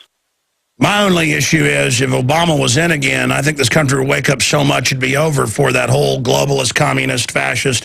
It definitely would. I mean, I think right now it's going to take some heavy lifting. I still think we can kind of change the tide, change the course we're on. It's going to take a big fat parking brake to get us there, turn around, reverse, go in the other direction. I think if we had 3 or 4 more years of that, I think the ship would be too far underwater to ride it at that point. Yeah. Well, I mean, that's the debate. Let things get really bad, and then America totally swings the other way towards freedom. Or would it be so bad Obama could stage something? I mean, if they'd stage Fast and Furious, as Larry Pratt said a few weeks ago from Gun Owners of America, they would stage anything. I've got some other political questions for you, but let's go to another area. You're about to start a national speaking tour. And in fact, if people want to read what you're actually writing and saying instead of what the media is spinning, it's johnrocker.net. Is that a good website to visit? Well, it is. I don't update that site a whole lot. It does have my Speak English mission statement on there. Of course, my books are available there, amongst Amazons and Barnes and Nobles and places like that. I think the best place is probably WorldNet Daily. My column comes out every Tuesday. I kind of have, like I said earlier, carte blanche to, kind of write out whatever I want to write about. This past Tuesday, I wrote about the fracturing of America, basically speaking about, I guess, the lack of emphasis is put on the family structure, how that affects our communities, how that affects America at large. So every week it's something different. I think this week I'm going to write about just kind of a tribute to our Olympians. The Olympics ended a couple of days ago, and just how proud we should be of our Olympians, and just the kind of life they lead and sort of the torch they carry, to use sort of a cliched phrase there, sort of the torch they carry, as a beacon for America, and just what a great job they do with that. I think I'm going to write about that this week. Looking at the world in general, geopolitically, nobody was a fan of Gaddafi or even Assad, but they had been working, with the West and not stirring stuff up, and it actually kind of come in out of the cold. And then now Obama and NATO and others, I'm sure you saw the controversy a few months ago where the Joint Chiefs told Congress that the UN and NATO is now over our military, and Congress seemed to sit there and take it. Have you seen the reports where they admit Al-Qaeda is the main force that NATO is aiding in Libya, taking it over, and now in Syria? I have seen that to some degree. I've been following it real closely, but yeah, to some degree I have been reading those reports, yes. Well, I mean, what's your take on that? That sounds pretty crazy to me. But there again, I mean, over in that region, it's trying to, I guess you're trying to align yourself with the least crazy faction. Who's worse over there, Al Qaeda, or is it Hamas, or is it the Muslim Brotherhood? I mean, who do you pick? You got to align yourself with someone that that maybe you can work with and is a little more malleable, and you can try to establish some kind of a relationship with. Yeah, that was Gaddafi and Assad. I mean, they admit Al-Qaeda is the craziest bunch. So why is Obama aligning with Al-Qaeda? Who knows? Why does he do half the things he does? I have no idea what makes that man tick, what flows through his head. You never know. Yeah, it's super, super creepy. Here's another thing, too. I know we sit on, I get on my little website every Tuesday, and obviously you have a very successful radio show, and we talk and we rant, and we voice our opinions, and we question everybody. I sort of liken that to a political campaign. When Obama was running 4 years ago, when Romney's running now, they say they're going to do this, and particularly amongst foreign policy, it's very difficult, I think, to really know exactly what goes on under the veil of foreign policy. And so when you have a political candidate, and he's 6 months away, 8 months away from being in office, I'm going to do this on foreign policy and this, and here's my stance. I would love to be a fly on the wall at the first, behind the scenes foreign policy meeting, day 2 in office. You're sitting down. All right, now, President Obama, you were saying on the campaign trail as it relates to foreign policy. Here's all the things you're going to do. Let's fill you in on what it's like in Libya, in Syria, in Egypt, and just watch the now, not candidate anymore, but now president, just watch the look on his face going, oh, really? I would love to really be in the CIA meetings, in the covert meeting room, and really know exactly when we were sitting there saying, why are they lying with Al-Qaeda? I would love to know. Barack Obama's not an idiot. I mean, he's really not. Obviously, policy-wise, on several, main frames of policy, we certainly don't agree with each other, so don't see eye to eye, but he's certainly not a dumb man. Why would he do something like that? There definitely has to be more than the human eye, me, and you. No, I know. Well, sure, I know why. I wanted your take. But I've had a bunch of top geopolitical analysts and people that formerly headed up the State Department Black Ops, like Steve Pachinik, Dr. Pachinik, a few days ago. The reason is they want to get a Sunni-Shiite civil war going so the Arabs all kill each other. And that sounds like a very immoral thing to me. It's one thing people say, oh, it's a glass parking lot and all this. Letting Al-Qaeda take over these countries and overthrow Western dictators that had actually been a stabilizing force. I'm not defending Mubarak. Putting in the Muslim Brotherhood has made it worse. For women, you name it. I mean, if we claim we're against all that extremism, then actually putting it in to wreck things is very, very cold-blooded. People say, oh, Obama must be a Muslim. He's putting Al-Qaeda in. No, he's putting them in there to destroy those countries. And it's super... Let me answer this, though. Based on their 3,000-year history, do you really have to make an effort to get those people to fight with each other? I mean, you really don't. No, exactly. So if you ship them a bunch of arms and weapons and inject them in there, they're going to blow the place up. No, I mean... They're quite honestly, they're going to do that anyway. It doesn't matter who's in charge. Yeah, but I mean, I think, John, that's where this comes from, is they're just written off all those poor people over there, and every time they try to have a secular government or a government that builds up their nation, the West goes and puts radicals in. That's what the British have been doing for 100 years. I mean, it's a program of divide and conquer, and you know, it's a very dangerous policy, and I mean, I don't think you agree with that policy, do you? Oh, absolutely not. But it's you know, I just and there again, you know, I'm not even gonna claim to be you know, a student on you know, the philosophies and ideologies of Islam, sure, in that region over there. But you've just seen, you know, for centuries, for decades and certainly centuries, you know, what a mess has been over there. No, I hear you. I hear you. It is a mess, but I mean, look at Europe and its constant wars with each other. I mean, this is, I think this is more of a human mess, but I do see what you're saying. I just want to somehow figure out peace. In closing, I want to talk a little bit about the tour coming up, the specifics, how people find out about that, trying to empower communities. Very laudable goal there. John Rocker, famous, obvious baseball player, is our guest here. What do you see happening if Obama gets back in? Because if he's already engaged in all this criminal stuff so far, what do you think he'll do if he gets back in, John Rocker? Obviously, just the massive runaway debt will continue. The class warfare will continue. Socialism will begin. The blanket of socialism, I think, it's already begun, will continue to spread over our country. And I think by the time he's out of office in 4 years, I think you'll have 70 to 80+% of people in some way, shape, or form living off the federal government. Hardworking people like myself and yourself paying for it, passing obviously that burden and that financial workload down to our kids and our kids' kids. And slowly but surely you'll see the American dream start to disseminate. And why do you think the collectivists want to discriminate wealth and happiness? Everywhere they take over, they create living hells. You know, I think honestly, I think it comes from just a sheer simple fact of a bleeding heart. They feel sorry for everyone. They want to reach out to those who supposedly can't do for themselves. I think they have a real defeatist attitude as far as the actual ingenuity, capability, and ability of the human man and woman. And they just think everybody needs to be taken care of. Obviously look down on those that have excelled and succeeded. That somehow, as Barack Obama said a couple of weeks ago, you didn't do that yourself. I tell you this right now, nobody got me to the big leagues except me. All the companies I've started, the developments I've done, nobody has done those except me. Sure, I have people that are working for me and things like that. I couldn't have done it without some of my employees and that kind of stuff. But at the end of the day, 90% of what got done, I was the one. Sure, the attack on the individual is what every collectivist do. It's directly out of Lenin, Stalin, Mao, and it does show the crazy disconnect. I mean, a total disconnect with reality. Exactly, and those that have not done that, those that have not looked out for themselves, they you know, beat down people like me and you that have risen above, and you know, and through gumption and blood, sweat, and tears have gotten where we've gotten.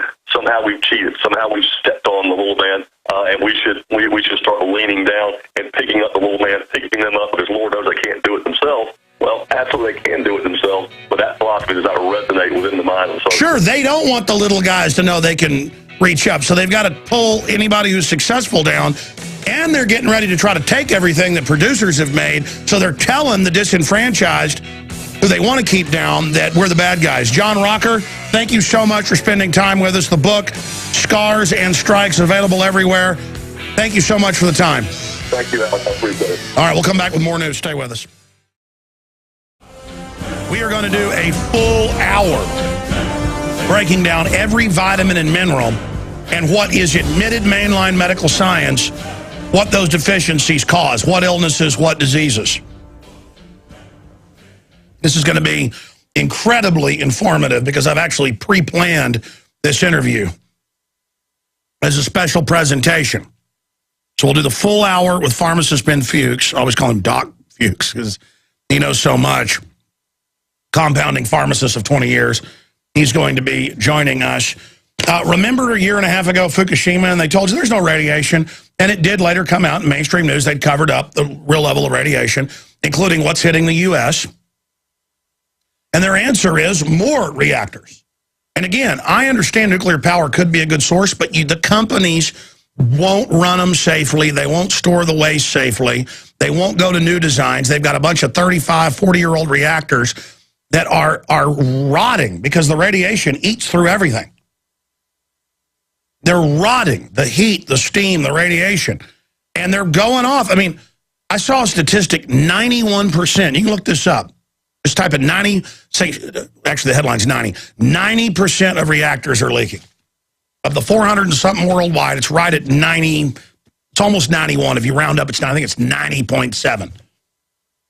Like, I don't think that's the number. 90.7, and a study done last year, are leaking. 90.7. 90.7. 90.7 are leaking. Leaking, and it's like, oh, well, you know what? Out in San Diego, we have a leaking reactor. We're just not going to have the alarms go off anymore, they said a few months ago. When it leaks, the alarms scare everybody. There is a leak, a leak. Oh, we're just going to turn that off now. It's this attitude by the establishment, by everybody, just, oh, you know what? We had dozens of GMOs, and they're linked to all the sterilization, the rest of it. We're just going to come out with hundreds of crops now. Hundreds of crops, and it's, never mind. Never mind the bugs that eat it die. It's good for you. Never mind all the studies. Oh, you know what? Harvard does admit in their big study, fluoride is brain damaging you. So what? Hey, Fukushima caused mutant butterflies, French news agency. Oh, there's nothing wrong with that. I mean, look what it did for Spider-Man. Get my buddy Shane Steiner he was telling me the name of the movie. I forget the name of it. He was telling the story of, like, yeah, the guy goes and rolls in toxic waste. He thinks it'll make him Superman, and really he just gives leukemia in some comedy he was watching. But it's not funny when it's the real world. Genetic mutations have been found in 3 generations of butterflies from near Japan's crippled Fukushima nuclear plant, scientists said Tuesday, raising fears radiation could affect other species. But George Monbiot, who wants to reduce world population, is a Bilderberg minion. He says it's good. I mean, Ann Coulter said they ought to thank the Japanese government and TEPCO, even though a bunch of people have dropped dead. You have cardiac arrest, and their teeth are bleeding. There's radiation deaths all over Japan. You should thank them, because Ann Coulter said so. Around 12% of pale grass blue butterflies that are exposed to nuclear fallout as larvae immediately after the tsunami sparked disaster had abnormalities, including smaller wings and damaged eyes. Well, what's wrong with that? I mean, we're getting massive cancer increases and deformities and debilitations. The troops are.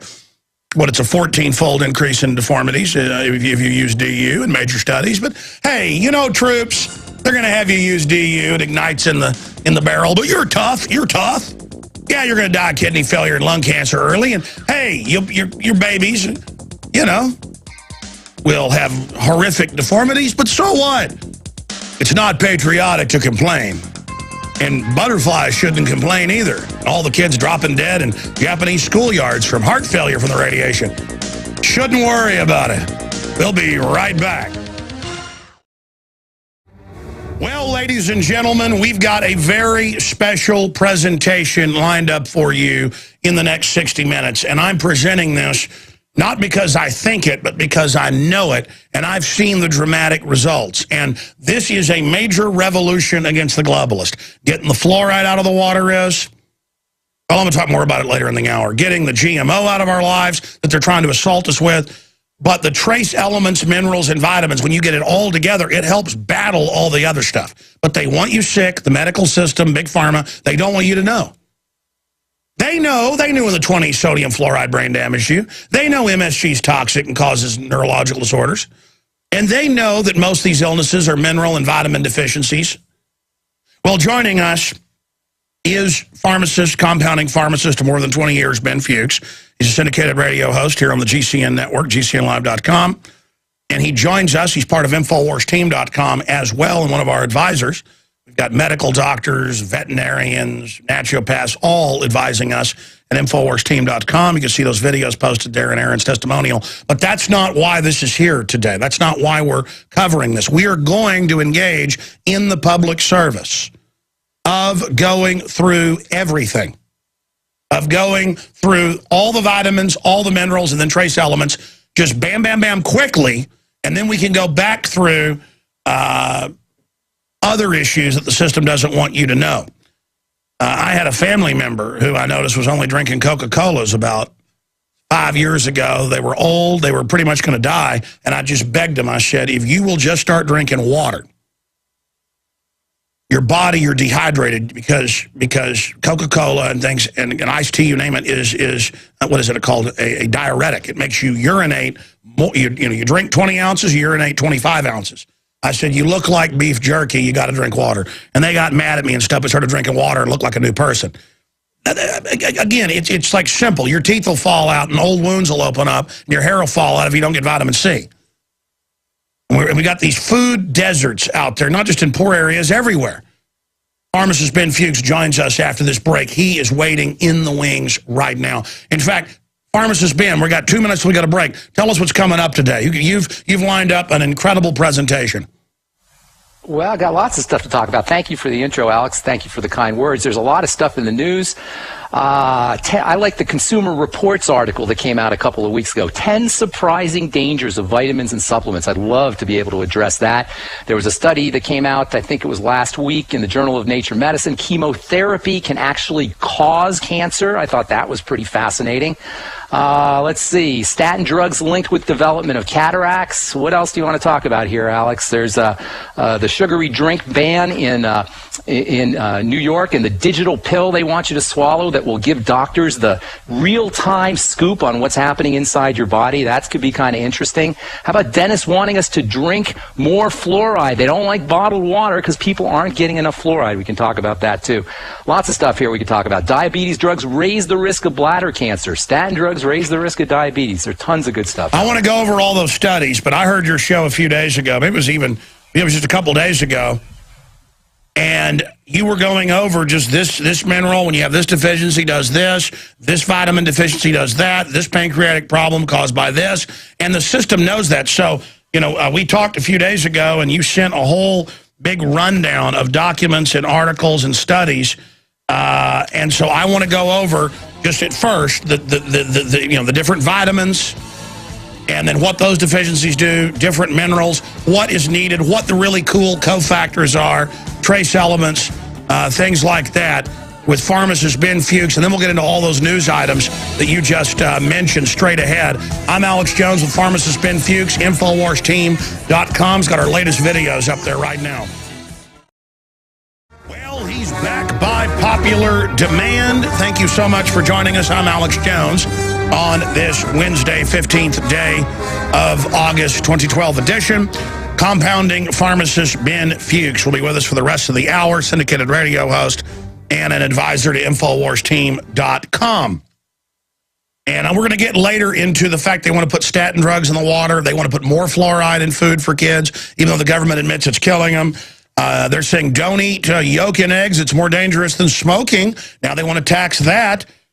Just all of this incredible nanny state. Meanwhile, big pharma, big medical knows that most illnesses in their own documents, and we have them right here, we're going to go over them today, that their own documents show that they know that most diseases are vitamin, mineral, trace element, and cofactor deficiencies. They know why pancreatic cancer is way up. They know why type 2 diabetes is way up. They know why cancer is way up. They knew the 20 sodium fluoride and other forms of fluoride put in the water causes a 7-fold increase in bone cancer alone and reduced IQ. Harvard came out last week in a decades-plus long study and said, combining a whole bunch of other studies, and said, yeah, this is happening. They know it all. They know. The average doctor does it. They just follow what they're told. But this is a real revolution against tyranny.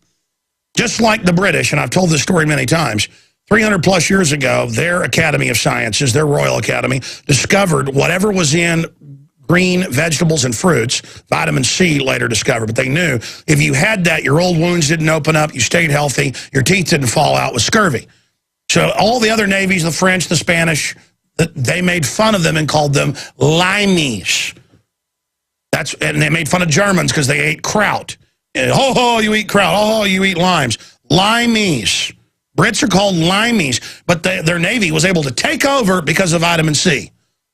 The system knows this, so they want you to have adulterated food with all these toxic additives, hundreds of things you eat at different fast foods places, hundreds of fried confections have on record silicone in them.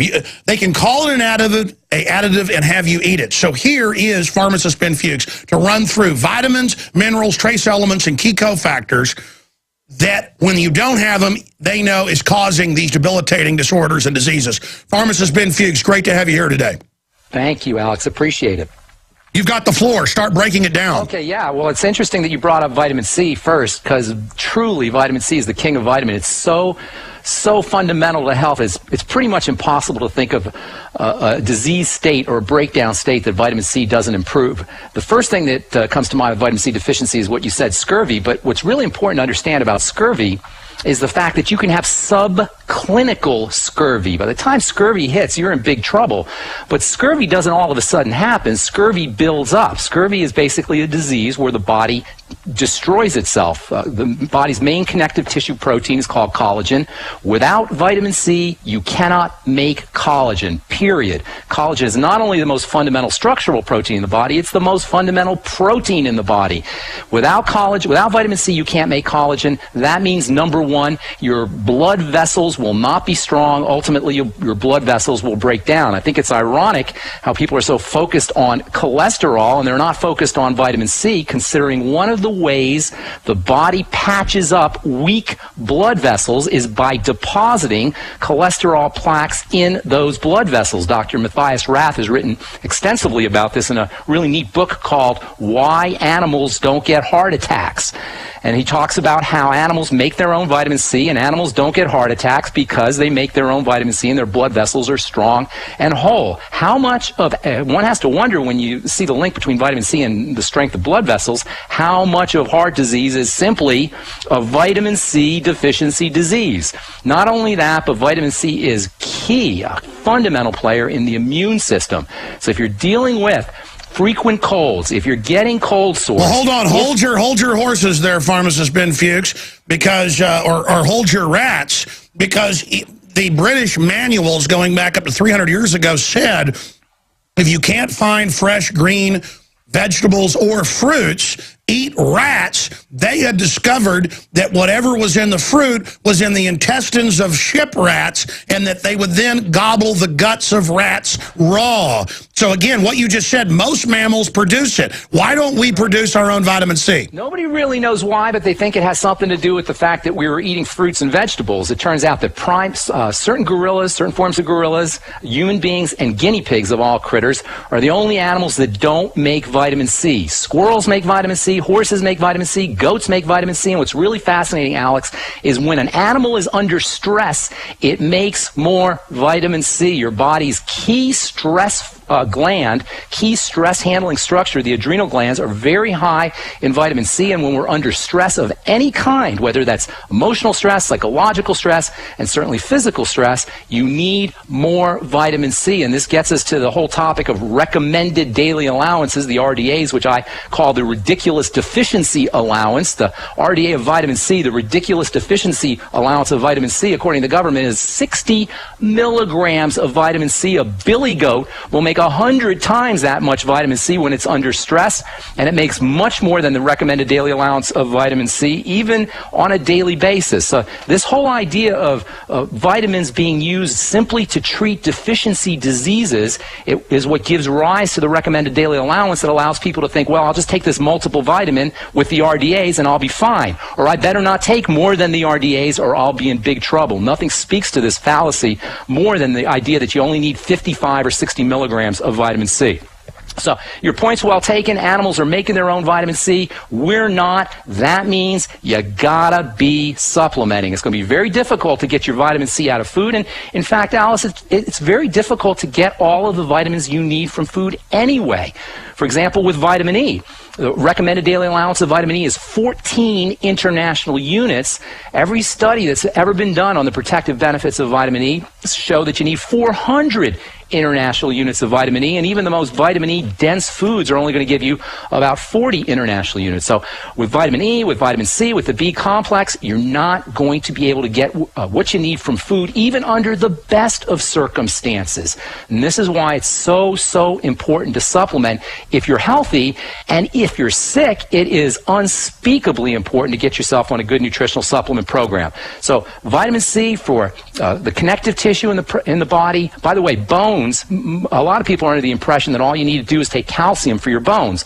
Well, as it turns out, your bones too are made of collagen, and vitamin C is way more important for the integrity of your bones via this collagen connection than calcium is. In fact, many people call osteoporosis, the disease of bone breakdown, of weak bones, scurvy of the bones. If you have bleeding gums, if you have nosebleeds, if you have chronic bruising, if you have any kind of heart disease issues, not to mention osteoporosis and high blood pressure and joint issues and arthritis, you want to make sure that you're getting enough vitamin C.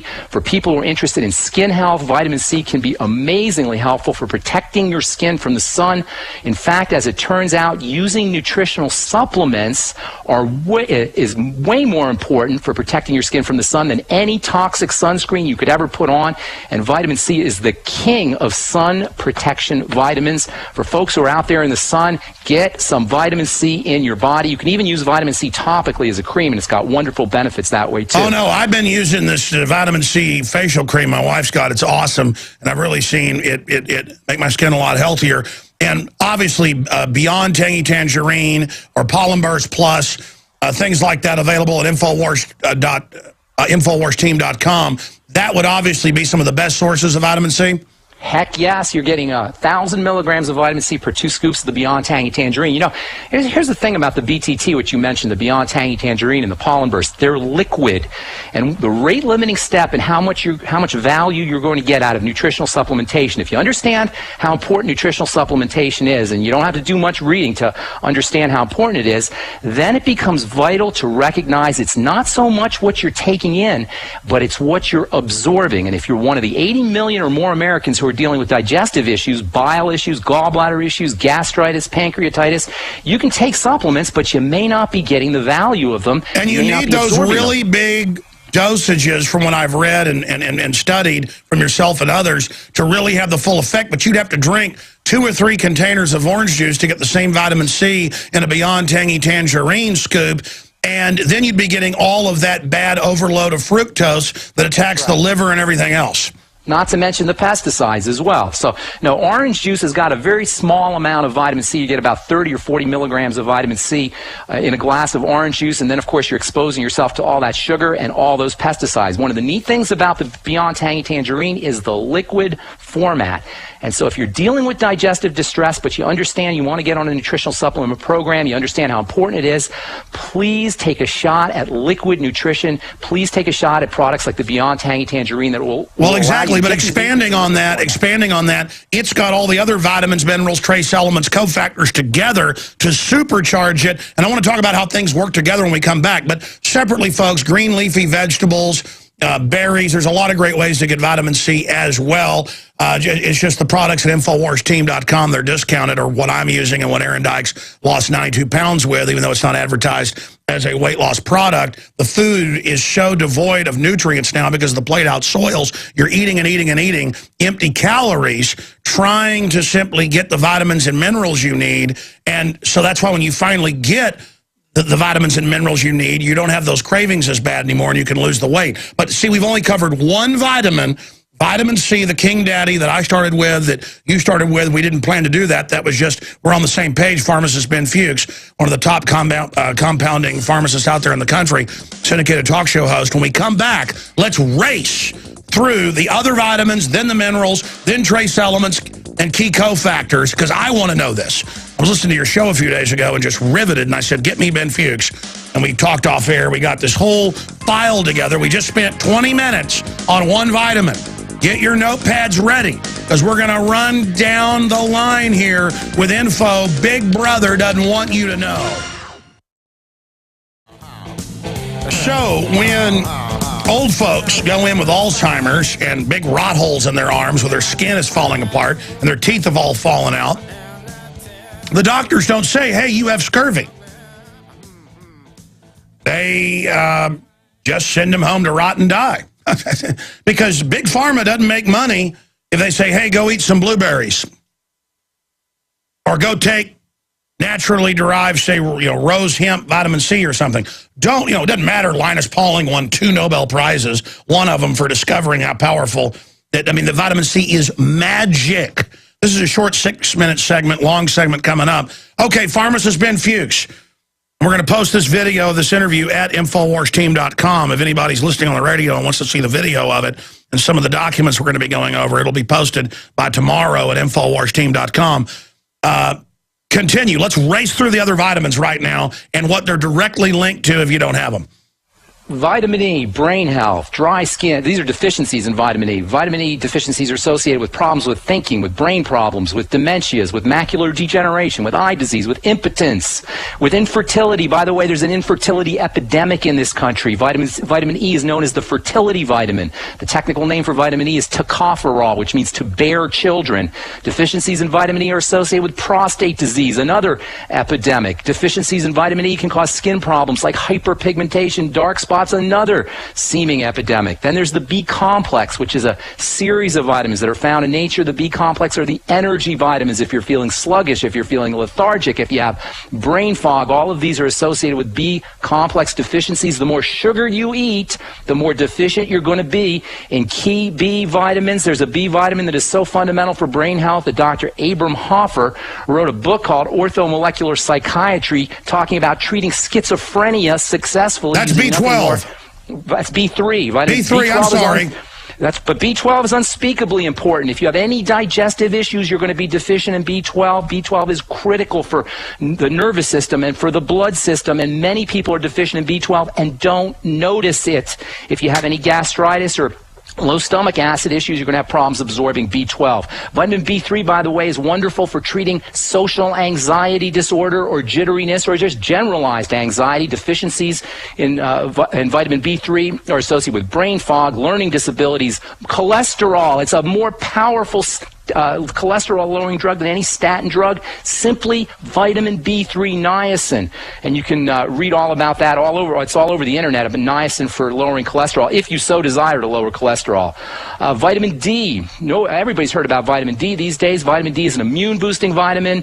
Its deficiencies are associated with diabetes, with poor sugar control, with high blood pressure, with multiple sclerosis, with cardiovascular disease. This is like a who's who of all the diseases that we're dealing with, and they're all associated with nutritional deficiencies. Vitamin K deficiencies associated with bruising. And by the way, you're not just saying this right now. This is admitted, and the people they put on Coumadin, they tell them not to eat green vegetables, which has the vitamin K, and then the rot holes are all in their skin's falling off. They're literally being murdered. This is not your opinion. They've known this for hundreds of years. Please continue. So vitamin K, it's absolutely correct, by the way. When they put you on Coumadin, they tell you not to eat any vitamin K containing foods, including broccoli and cauliflower and anything that's got vitamin K in it. Same with vitamin E, by the way. After surgery, and even before surgery, vitamin E is such an effective blood thinner that they'll tell you not to take vitamin E. Why don't they give you vitamin E instead of the Coumadin? That's a whole nother, instead of the medications, that's a whole nother question. Anyway, vitamin A is deficiencies associated with acne. I deal with acne all the time, and if you want to induce acne in a patient or in a laboratory animal, you got to do nothing more than remove the vitamin A out of the diet. Vitamin A deficiencies are associated with zinc deficiencies, which is extremely common.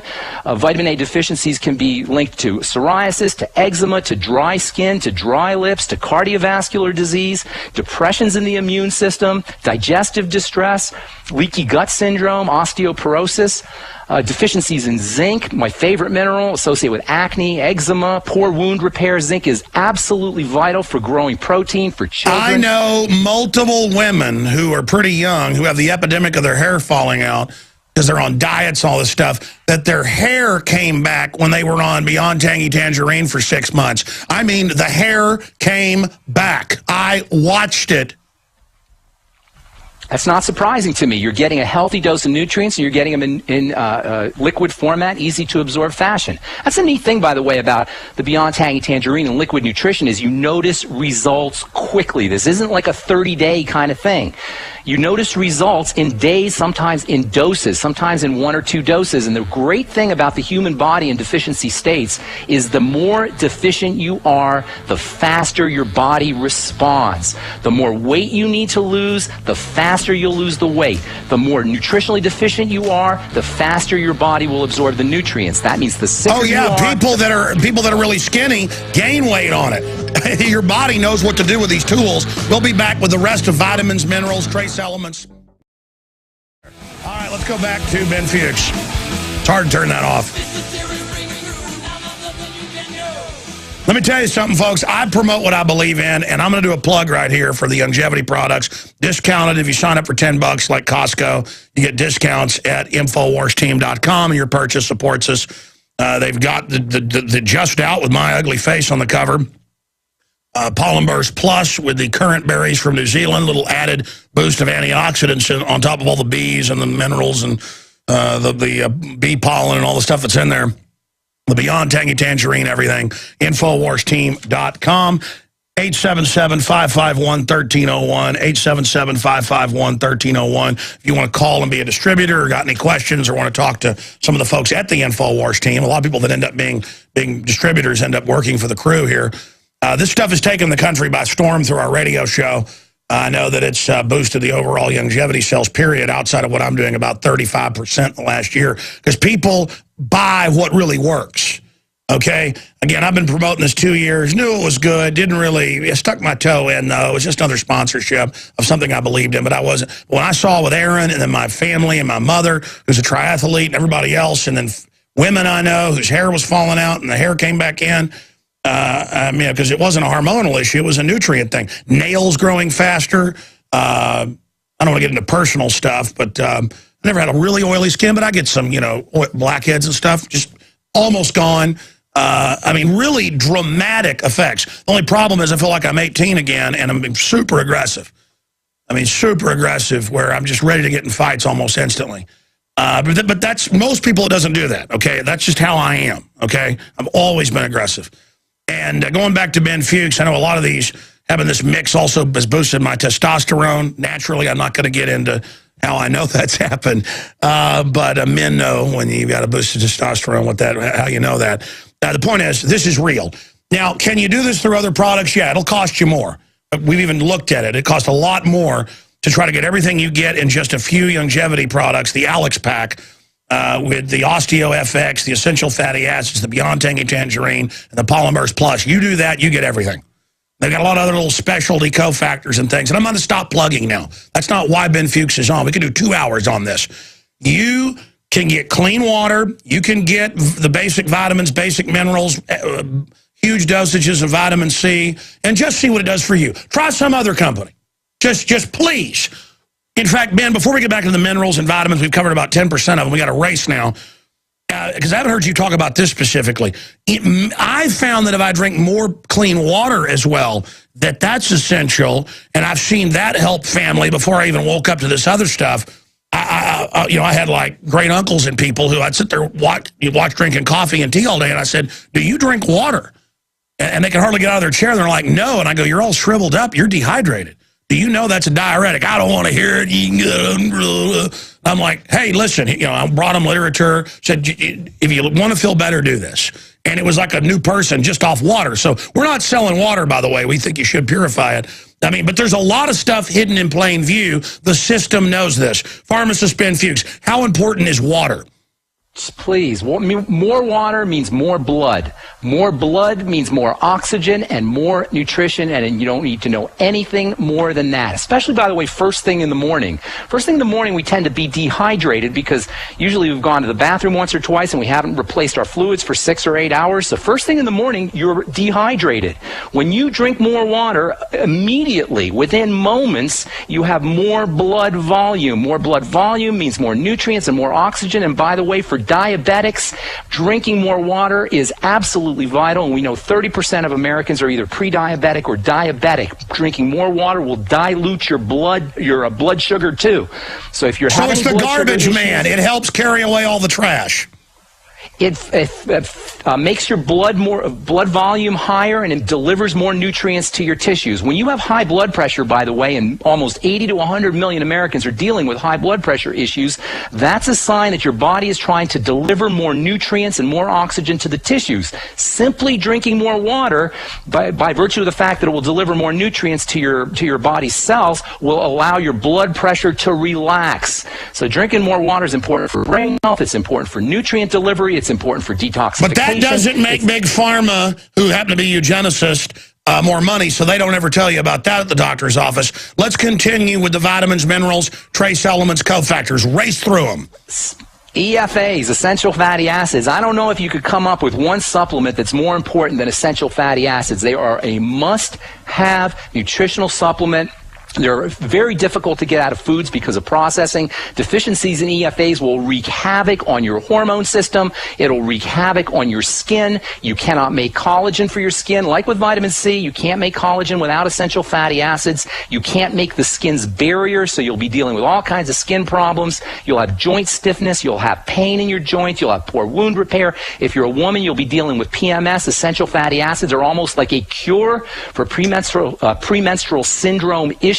The big problem with essential fatty acids, you and I have talked about this in the past, is if you're deficient, you'll find yourself craving fats. You won't be able to stay away from the French fries. And that's one of the neat things about nutritional supplementation, is it will allow you to wean yourself off of foods that you know are bad for you, but that you cannot resist. Food manufacturers and chemical companies understand that under conditions of nutritional deficiencies, we won't be able to stop eating the French fries. Well, yeah, that's Aaron. Aaron lost 92 pounds over a year. He's now 6 months into keeping it off, but now his muscles are building up. And, I mean, he literally has had a total transformation. The video of that is now posted at InfoWarsTeam.com. We aired it on the radio yesterday, but for people that want to see the before and after, it's at InfoWarsTeam.com. Just posted there last night. Talk about weight. You and I didn't even talk about weight loss. Well, the point is, he said whenever he was craving pizza or whatever, he just would take essential fatty acids. Go ahead. That's exactly right. When you're craving fats, that's your body's cry for good fats. Your body doesn't have a cry for French fry fats, but it has a loud cry for essential fatty acids, and we just don't listen or understand or interpret our body's signals. So once you get on EFAs, the French fries are just not going to taste good to you. Same with the ice cream, and same with the potato chips and all the other fatty foods that we're addicted to. All right, so continuing on, one of my favorite minerals, magnesium. Deficiencies are associated with anxiety, nervousness, jitteriness. Magnesium is your relaxing mineral. Take it before you go to bed, and you'll fall asleep much easier. No, I've started doing that. I've started doing that because I sleep pretty good, but the dogs bark, the kids wake up. If I take a teaspoon of this magnesium stuff that I've gotten from Longevity, it literally, I sleep like the dead, where you just wake up in the morning, boom, you know, that deep sleep. It's a drug. That's what they don't tell you. The vitamins and minerals are the real drugs that are natural, that our body's designed to get, and the pimps don't want us knowing that. They sell us manipulated garbage. Well, that's a brilliant point. Nutrients are what drugs dream they could be. When a drug goes to bed at night and has a fantasy, it fantasizes that it's a nutrient, because nutrients give you benefits with no toxicities. This is a medicinal dream come true, to have benefits with no toxicities. If a pharmaceutical company could find a drug that was as powerful as vitamin C, that had all the benefits of vitamin C or any vitamin or mineral, but had no side effects, what would that drug be worth? What would a drug be worth that could lower your blood pressure, that could fight cancer, that could boost your immune system, that could build bone, among many other things, and have zero toxicity? Can you name a drug like that? There's no drug on planet Earth. Well, what they're doing is they're coming and adding a molecule or something to the molecule, and they are starting to patent fish oils and things, but making you pay 10 times more. That's right. You see, a cell depends on nutrients. Nutrients are a cell's support system. Nutrients are like the cavalry. They carry the forces of life. Drugs are like Darth Vader. Drugs force a cell to do their bidding, all supposedly in the interests of a greater good.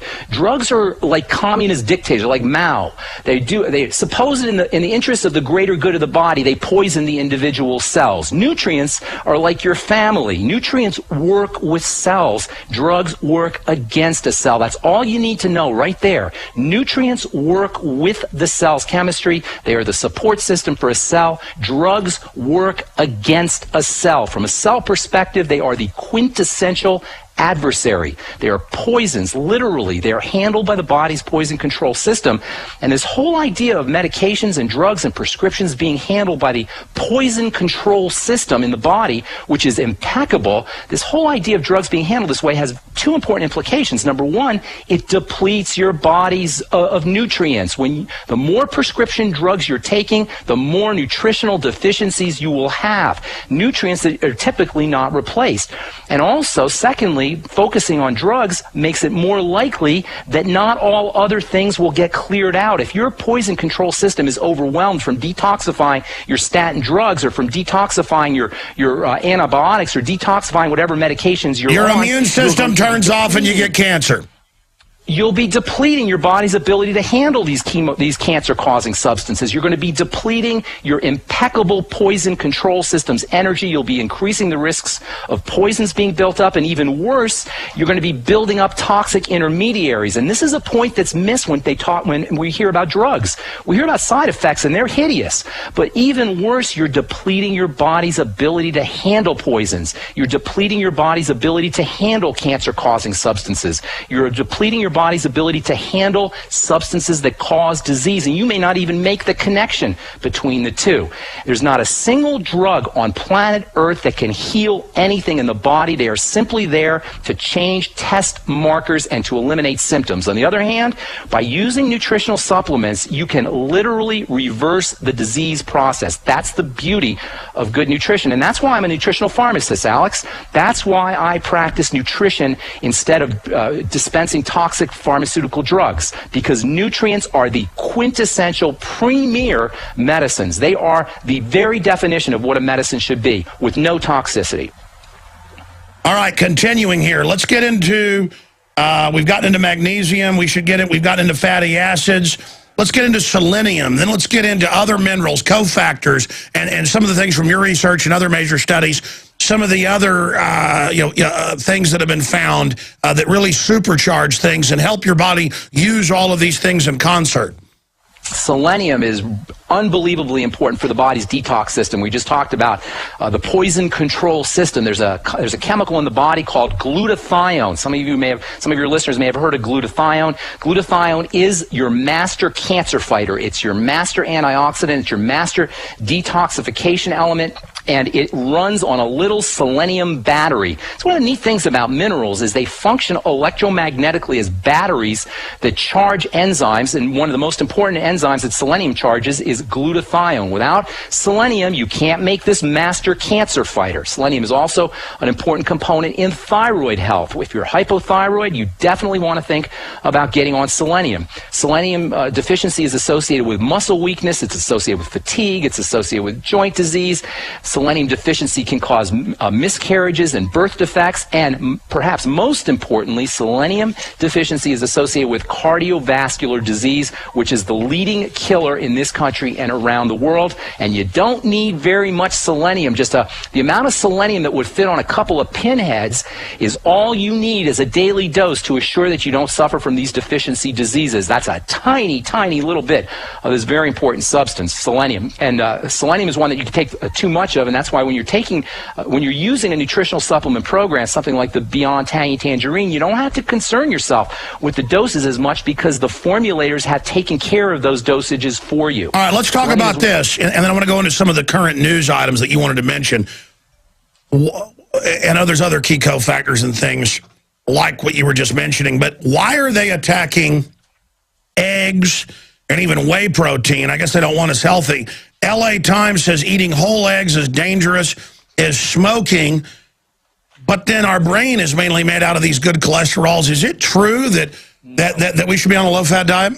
Well, even Ansel Keys, who's the father of the so-called fat and cholesterol hypothesis, has come out saying that we've known all along that dietary cholesterol has nothing to do with the amount of cholesterol in your body. This whole thing on eggs, I'm going to talk about this on my program tomorrow. This whole thing on eggs is absolutely tragic. If anybody listens to this silliness that's coming out of this study in Canada, it's very, very unfortunate. First of all, if you look at the numbers, and you got to be very careful with how the press reports things, if you look at the numbers right out of the study, as it turns out, people who ate the highest amount of eggs had exactly the same cholesterol, even higher cholesterol levels than people who ate less eggs. So this whole idea of eating egg yolks and causing cancer, this is just a bunch of hooey. The egg yolk is nature's richest source of nutrients next to human mother's milk.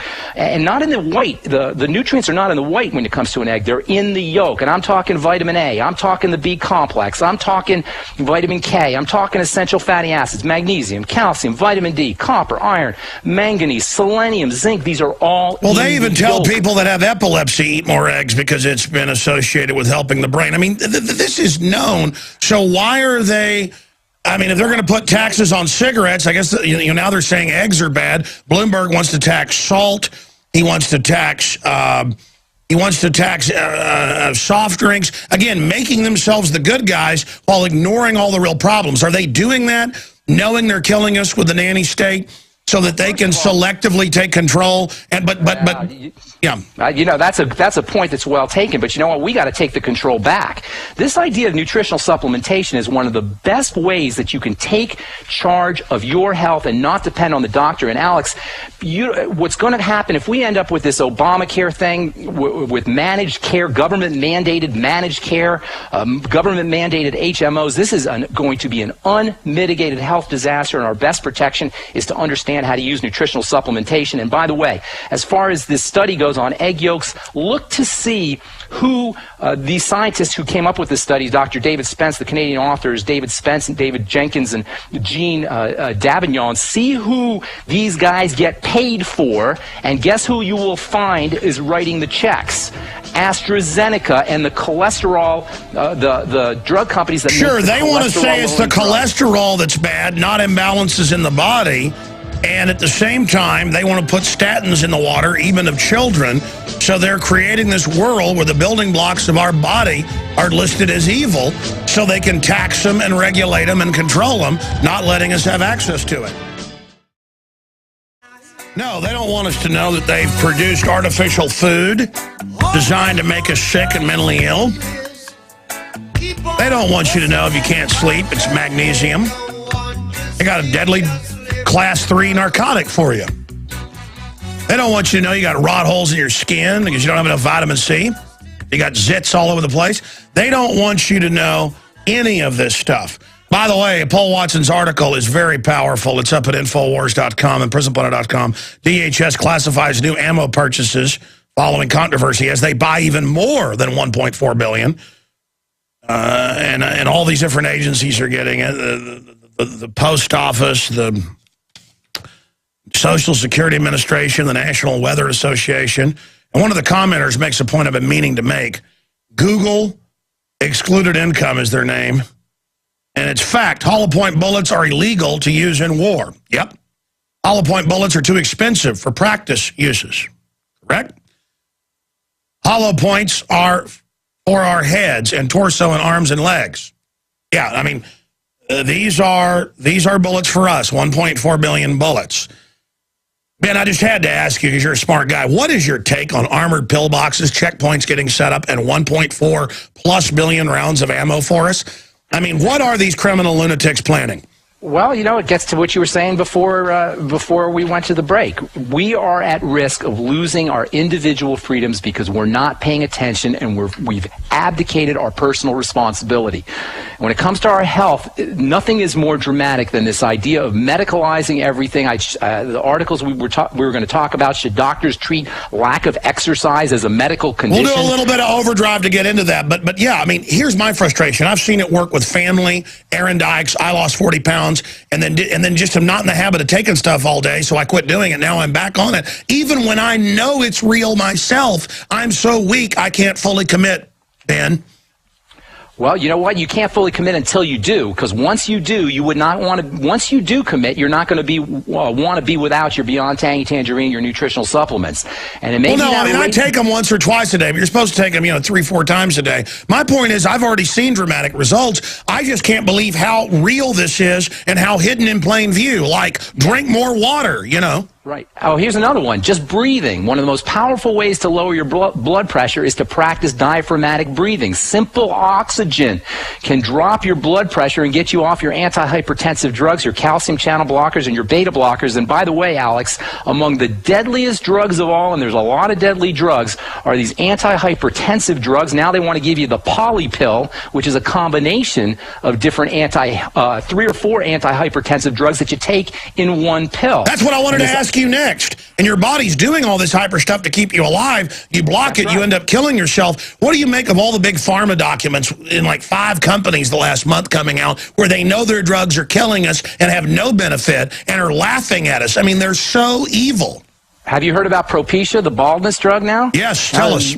Propecia is a baldness drug, and now people are surprised that Merck has been hiding the side effects. The company that makes Propecia has been hiding all the side effects that are associated with this. But the bottom line here is we shouldn't be surprised, because the mechanism of drugs is to block things in the body. That's why you have antihypertensives. Merck knew that the MMR shot was actually giving people the measles, mumps, and rubella, and they were like, ha, ha, ha, we'll get more money as we spread the measles, mumps, and rubella. I mean, it's just the diabolical nature.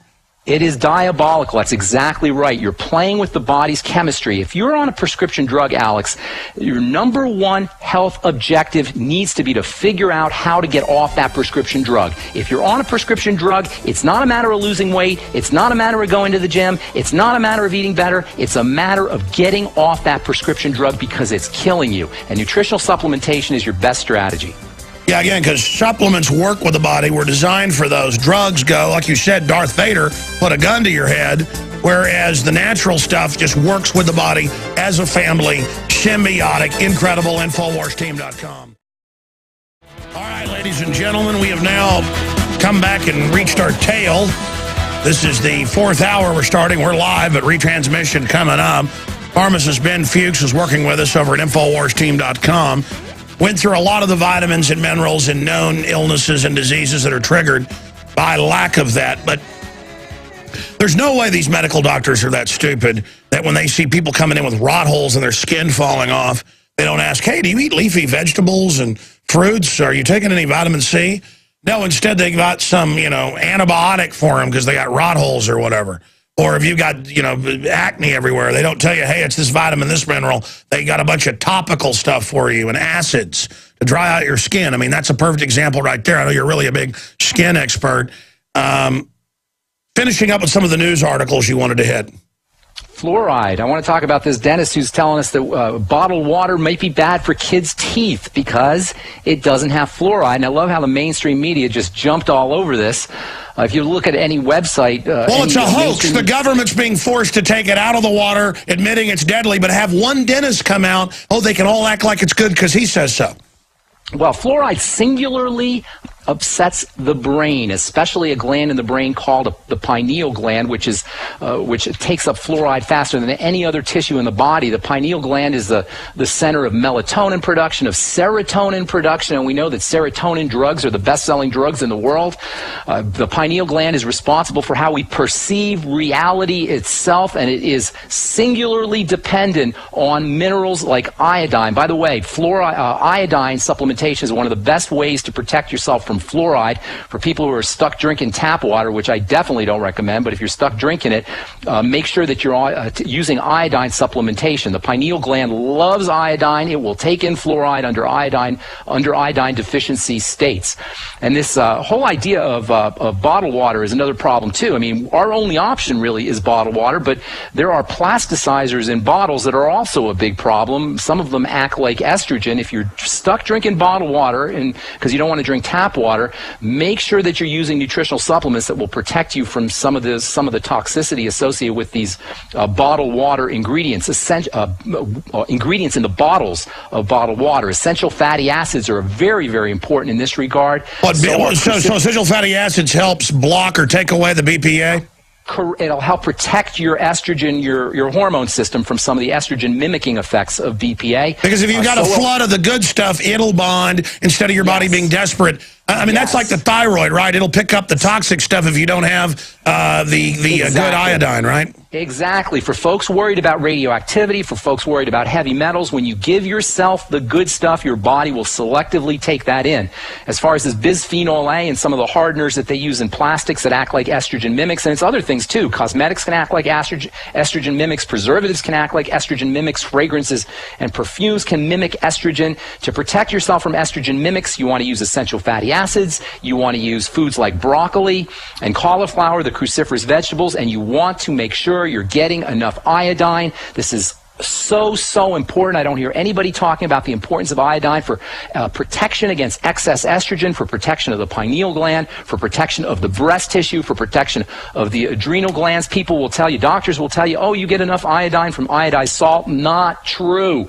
And it's even the wrong kind of iodine as well. Well, I like Modifilin, which isn't a longevity product, but we have it at InfoWarsShop.com. I talked to a lot of folks. I really like the way this makes me feel and what it's doing for me. A lot of folks I know, well, Weldon was the one that first turned me on to it, and I asked a bunch of different doctors and scientists about it. I really like the brown seaweed from New Zealand myself. Seaweed is amazing, amazing stuff. If you can, the more seaweed you eat, the better. Of course, we know the oceans are pretty toxic, but seaweed actually has an ability to sequester some of the toxins that are found in ocean water. So eating seaweed is not only a great way to get iodine, it's a wonderful source of iodine, it's a great source of B vitamins, it's a great source of protein. So it's almost a chelator. It's helping drag stuff out of your body. That's exactly right. It's a all right, chelator, listen, we're going to post this interview that was live at InfoWarsTeam.com. If you missed any of it out there, and Aaron Dyke's testimony with before and after, it's up at InfoWarsTeam.com. Thank you so much, pharmacist Ben Fuchs. Great job. Retransmission starts now. About 70% of the time, and just let him roll with the info on the economy and more. Well, that video's up at prisonplanet.tv right now. But the point is, I'm going to try to just sit back and have him rapid fire roll through this, because I want to know more, and I know you want to know more. And I want to ask him questions like, LA Times, no yolk, eating the whole egg as dangerous as smoking. See, it sounds reasonable to ban smoking or put incredible taxes on it, but the globalists don't care about us. They push illegal, corrupt drugs on us, dangerous drugs, vaccines, but they get something like smoking. The UN said 30 years ago they would globally standardize a demonization campaign, and I understand why. It's really bad for you, especially the additives, and then set the precedent, just like the precedent with toilets or light bulbs, and then pretty soon there's home inspectors in your house, and pretty soon you can't have dust in the barn, so they shut down the family farm. You know, child labor laws sound good until they ban you having your 10-year-old carry out the garbage, which they've done in areas of Europe, and your kids divorce you because the state tells them to on television. So this is what's going on, the breakup of the family. There's all these big moves to outright ban cigarettes. You'll just make a black market. Or bring it to the point of where a package is $20. They want this controlled because they want to start, it's already started in New York, outright bans of large 16-ounce and above drinks and things, and salt and all the rest of it. $2,000 fines if you put salt in food. I'm not joking. This is the control freak model. It's not because the nanny state loves you. They want to control you. Next is going to be eggs. And all the cashless society, face scanning to buy and sell, will mark what you're eating. You'll be given a surcharge for it. That's the plan. It's coming, just like black boxes in your cars. Big news coming up. Well, strap yourselves in, my friends, for this Wednesday, the 15th day of August 2012 broadcast. Controversial figure, WorldNet Daily writer, retired professional baseball player, author, John Rocker is going to be joining us to talk about the TSA and more in the second hour today. And a guest that's back with popular demand. We're going to race through different vitamin and mineral deficiencies, just covering the waterfront and why so many diseases are exploding off the charts, and why the medical system doesn't want you to know that it is being caused by mainly mineral and vitamin and trace element deficiencies. So that's in the third hour today with compounding pharmacist Ben Fuchs, and I do intend to also try to take some phone calls. The time will race through with both of those guests, obviously. That said, Paul Watson is working on a story that is going to break in the next 15 to 20 minutes at prisonplanet.com and Infowars.com. If you go to thedrudgereport.com right now, two of our stories are top stories. One of them was the top story yesterday, has now gone down the left-hand side. The other is the top story on the right-hand side. Now Social Security Administration to purchase 174,000. We are communal. We are collective. But it's not a forced collective. It is an individuals through shared beliefs and ideas and passion and souls that are similar. We commune with those in the past because there's a connection, mother to son, father to daughter, father to son, just down. I mean, in the last 6,000 years of recorded history, there's only been 60 real generations. You ever think about that? And so that's not that long ago, is it? And so that person, your great-grandparent, even if you never met them, they took care of your grandparents who had your parents who had you. There's a direct electrical connection. And this isn't even really a spiritual thing. It's a genetic thing. It's a consciousness, archetypal race memory. That's what instincts are. I let my children go see Brave because they're thinking about doing an analysis of it. I'm thinking about putting my children on TV. They want to go on air. They want to, even though that's dangerous, they have a desire to do it. I think I'm going to let them take the risk. That's what life's all about. And I said, okay, go watch this movie and do a review with your mother, the two older ones. And my kids don't get scared of hardly anything, but there's a big evil bear in it. And it's occultic and stuff as well, druidic. And my daughter came home and said, man, that really scared me, that big bear. And that's because instinctively, our ancestors dealt with big, mean cave bears, twice the size of a grizzly bear. And so instinctively, that's why when you come out of your house at night, when you come out of your house, it's like coming out of your cave. That's where big animals, big predators used to wait to eat us. That's why you feel fear coming out of your house. That's why going in and out of a threshold, because that's where something's going to be waiting. All of that is really racial memories. And it is satisfying in the human race to connect and do the right thing as our forebears did. And then we are an example of those that come in the future, and that's when everything clicks into position, and that's when you become satisfied. So many people are not satisfied because you're not going to find satisfaction in sports. You're not going to find it in sex. You're not going to find it in being a tough guy. You're not going to find it in any of those things. I mean, sure, there's a place for all of it, but when you think that's the center of your universe and that you're going to find fulfillment just in that, that is not the case. The great dedications are where you're going to find satisfaction. And the defense of the innocent. We are winning. All the polls are out there. We're winning the fight for the Second Amendment. We're winning the fight against abortion worldwide. They're freaking out. Young people, it's off the chart, despite the programming are turning against, because they're teaching them that abortion's wonderful. Kids know how to rebel. It's built in case you've got bad people. The truth is, young people, 1,000 rounds of bullets, of ammo. That is an Infowars.com, Paul Joseph Watson article. Now, Paul is hot on the case of this. Last year, it was 250 million rounds of 40 cal alone. This year, 5 months ago, 450 million rounds made big news. Now, last Friday, and we noticed it Sunday, did an article Monday that again went national because Drudge linked to it. They purchased 750 million rounds. Then it came out the National Weather Service per office was ordering 15,000 to 25,000 per office. We're talking basically every major city has got a National Weather Service in it. Now, this morning, because these orders are coming in so fast on top of the $1.4 billion in less than 12 months. It was, what the 250 million round purchase was made in September of last year. So 11 months ago. 250 mil, 450 mil, 750 mil. And now they're breaking the orders up in 200,000, 300,000, 174,000.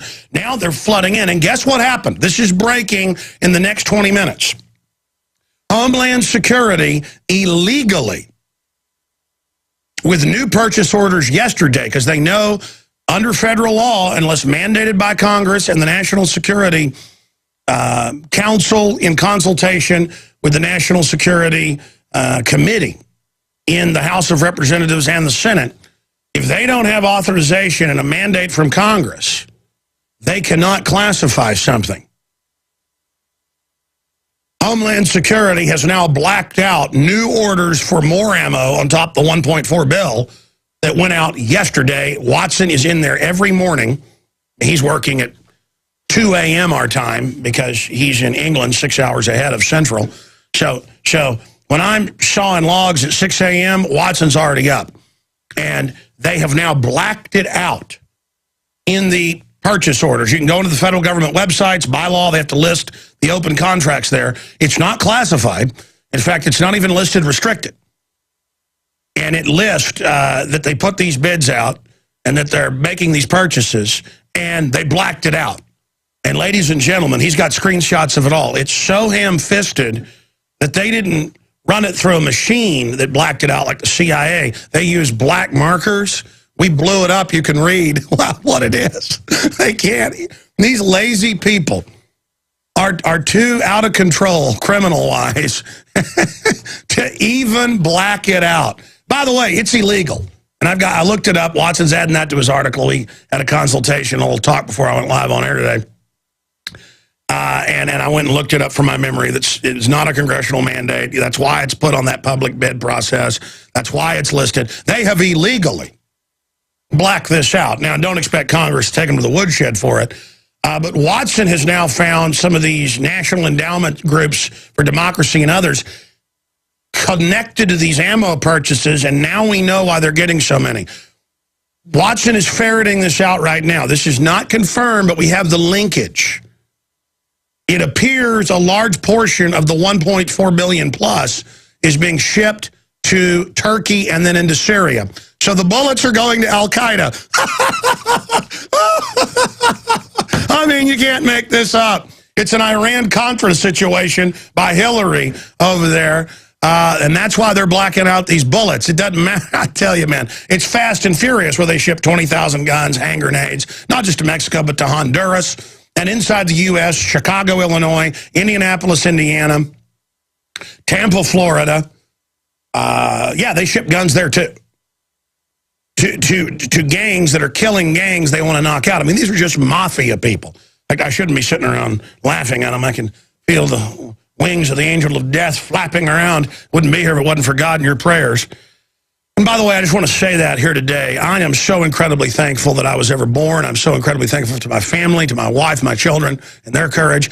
I'm so incredibly thankful to you, the listeners and supporters and people that have supported us in the media, out there, talk show hosts, webmasters, journalists, for putting up with us, because everybody knows we're not perfect, but we're real. We try the best we can. We try to tell the truth. We try to be accurate. We have a really good track record compared to the mainstream media that tries to lie. That I have lived a full and great life, and I feel successful. I feel a life of worth and of value, and I don't have any fear, because I know I'm on the right path. I know I'm on the right course, and I hope I'm alive to be 100 years old. I love life. I just love my dogs, watching them eat and jump around and sit in my lap. I love my children, watching them learn. I just love my family. I love goodness, and I love truthfulness and straightforwardness and uprightness. Doesn't mean I'm up on some high horse myself. I recognize my slovenliness and worldliness and all the rest of it. Being honorable and being good and being strong and not being afraid is so fulfilling. It is so fulfilling to go through all the tribulations we face and know that more are coming, It's just fulfilling. The worst things that have happened to me in my life when I'm doing the right thing, it is always a lesson. It is fulfilling. And it's not like, oh, I'm the poor victim, I feel sorry for myself. It's the opposite. It's the strength of the species. It's the communing with my ancestors, the ones that were straight and strong and did the right thing and lifted up the species. It is, you see, I'm an individualist. The globalists are counterfeiters. They try to create a counterfeit of what's already there. We are individuals, but individually in our basic code of honor and our basic understanding of what's wholesome and good,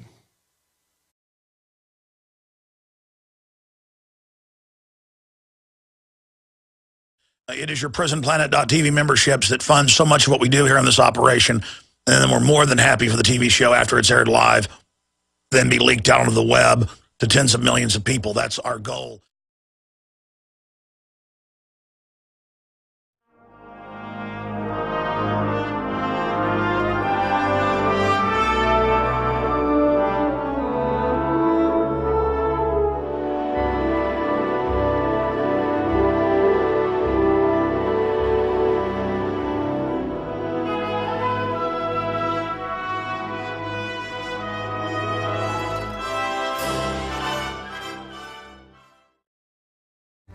Get ready. Kickoff just took place. We are live. It is Wednesday, the 15th day of August, 2012. I am Alex Jones, your host, and we are going to be here for the next 3 hours. And guess who's coming on today? John Rocker. He's a writer for WorldNet Daily. You know him as a former top professional baseball player plagued by scandal. And when I was up covering Bilderberg a few months ago in Virginia, I'd already been following his writing. I thought sounded like a cogent, intelligent person compared to the way the media had construed and twisted and exaggerated what he'd said. And they said, really? Well, it's funny you notice his writing because he's a listener of yours and would love to come on the show. So John Rocker, who I guess is probably tuning in right now, he's going to be joining us for his maiden visit with us. And we'll talk about what he really stands for, not what the media has said John Rocker stands for. I got a copy of his book around here. They gave me one. I read it. It was pretty darn good. So we're going to be talking about that as well. JohnRocker.net is his website. I, of course, am Alex Jones of Infowars.com. So retired American Major League Baseball relief pitcher. Played for the Atlanta Braves, Cleveland Indians, Texas Rangers, Tampa Bay Devil Rays, as well as Long Island Ducks. The Independent Atlantic League of Professional Baseball through left-handed and batted right-handed. He'll be joining us today to talk about, well, he said, what do you want to talk about? He said, I want to talk about the TSA. And boy, there's a lot of news on that front, so we'll be discussing it. That said, then we have a special guest, hadn't been on in a while, but backed by popular demand, talk show host and compounding pharmacist Ben Fuchs. And I do not intend to belabor a bunch of longevity products that I believe are the best that are available at InfoWarsTeam.com. He is going to join us, and we've done research for this interview. I have done research because I listen to his show some that comes on right before mine on GCN, GCNlive.com. And is syndicated, getting on a lot of stations. And I heard him the other day just going through all the vitamins and minerals and reading what scientists admit it causes if you have a deficiency. Pancreas going out, diabetes, cancer, skin problems, hair falling out. I mean, just all of it. We're going to go through a blitzkrieg in the third hour. I mean, I'm going to just sit here like I did with Tarpley last night for an hour and 30 minutes. He talked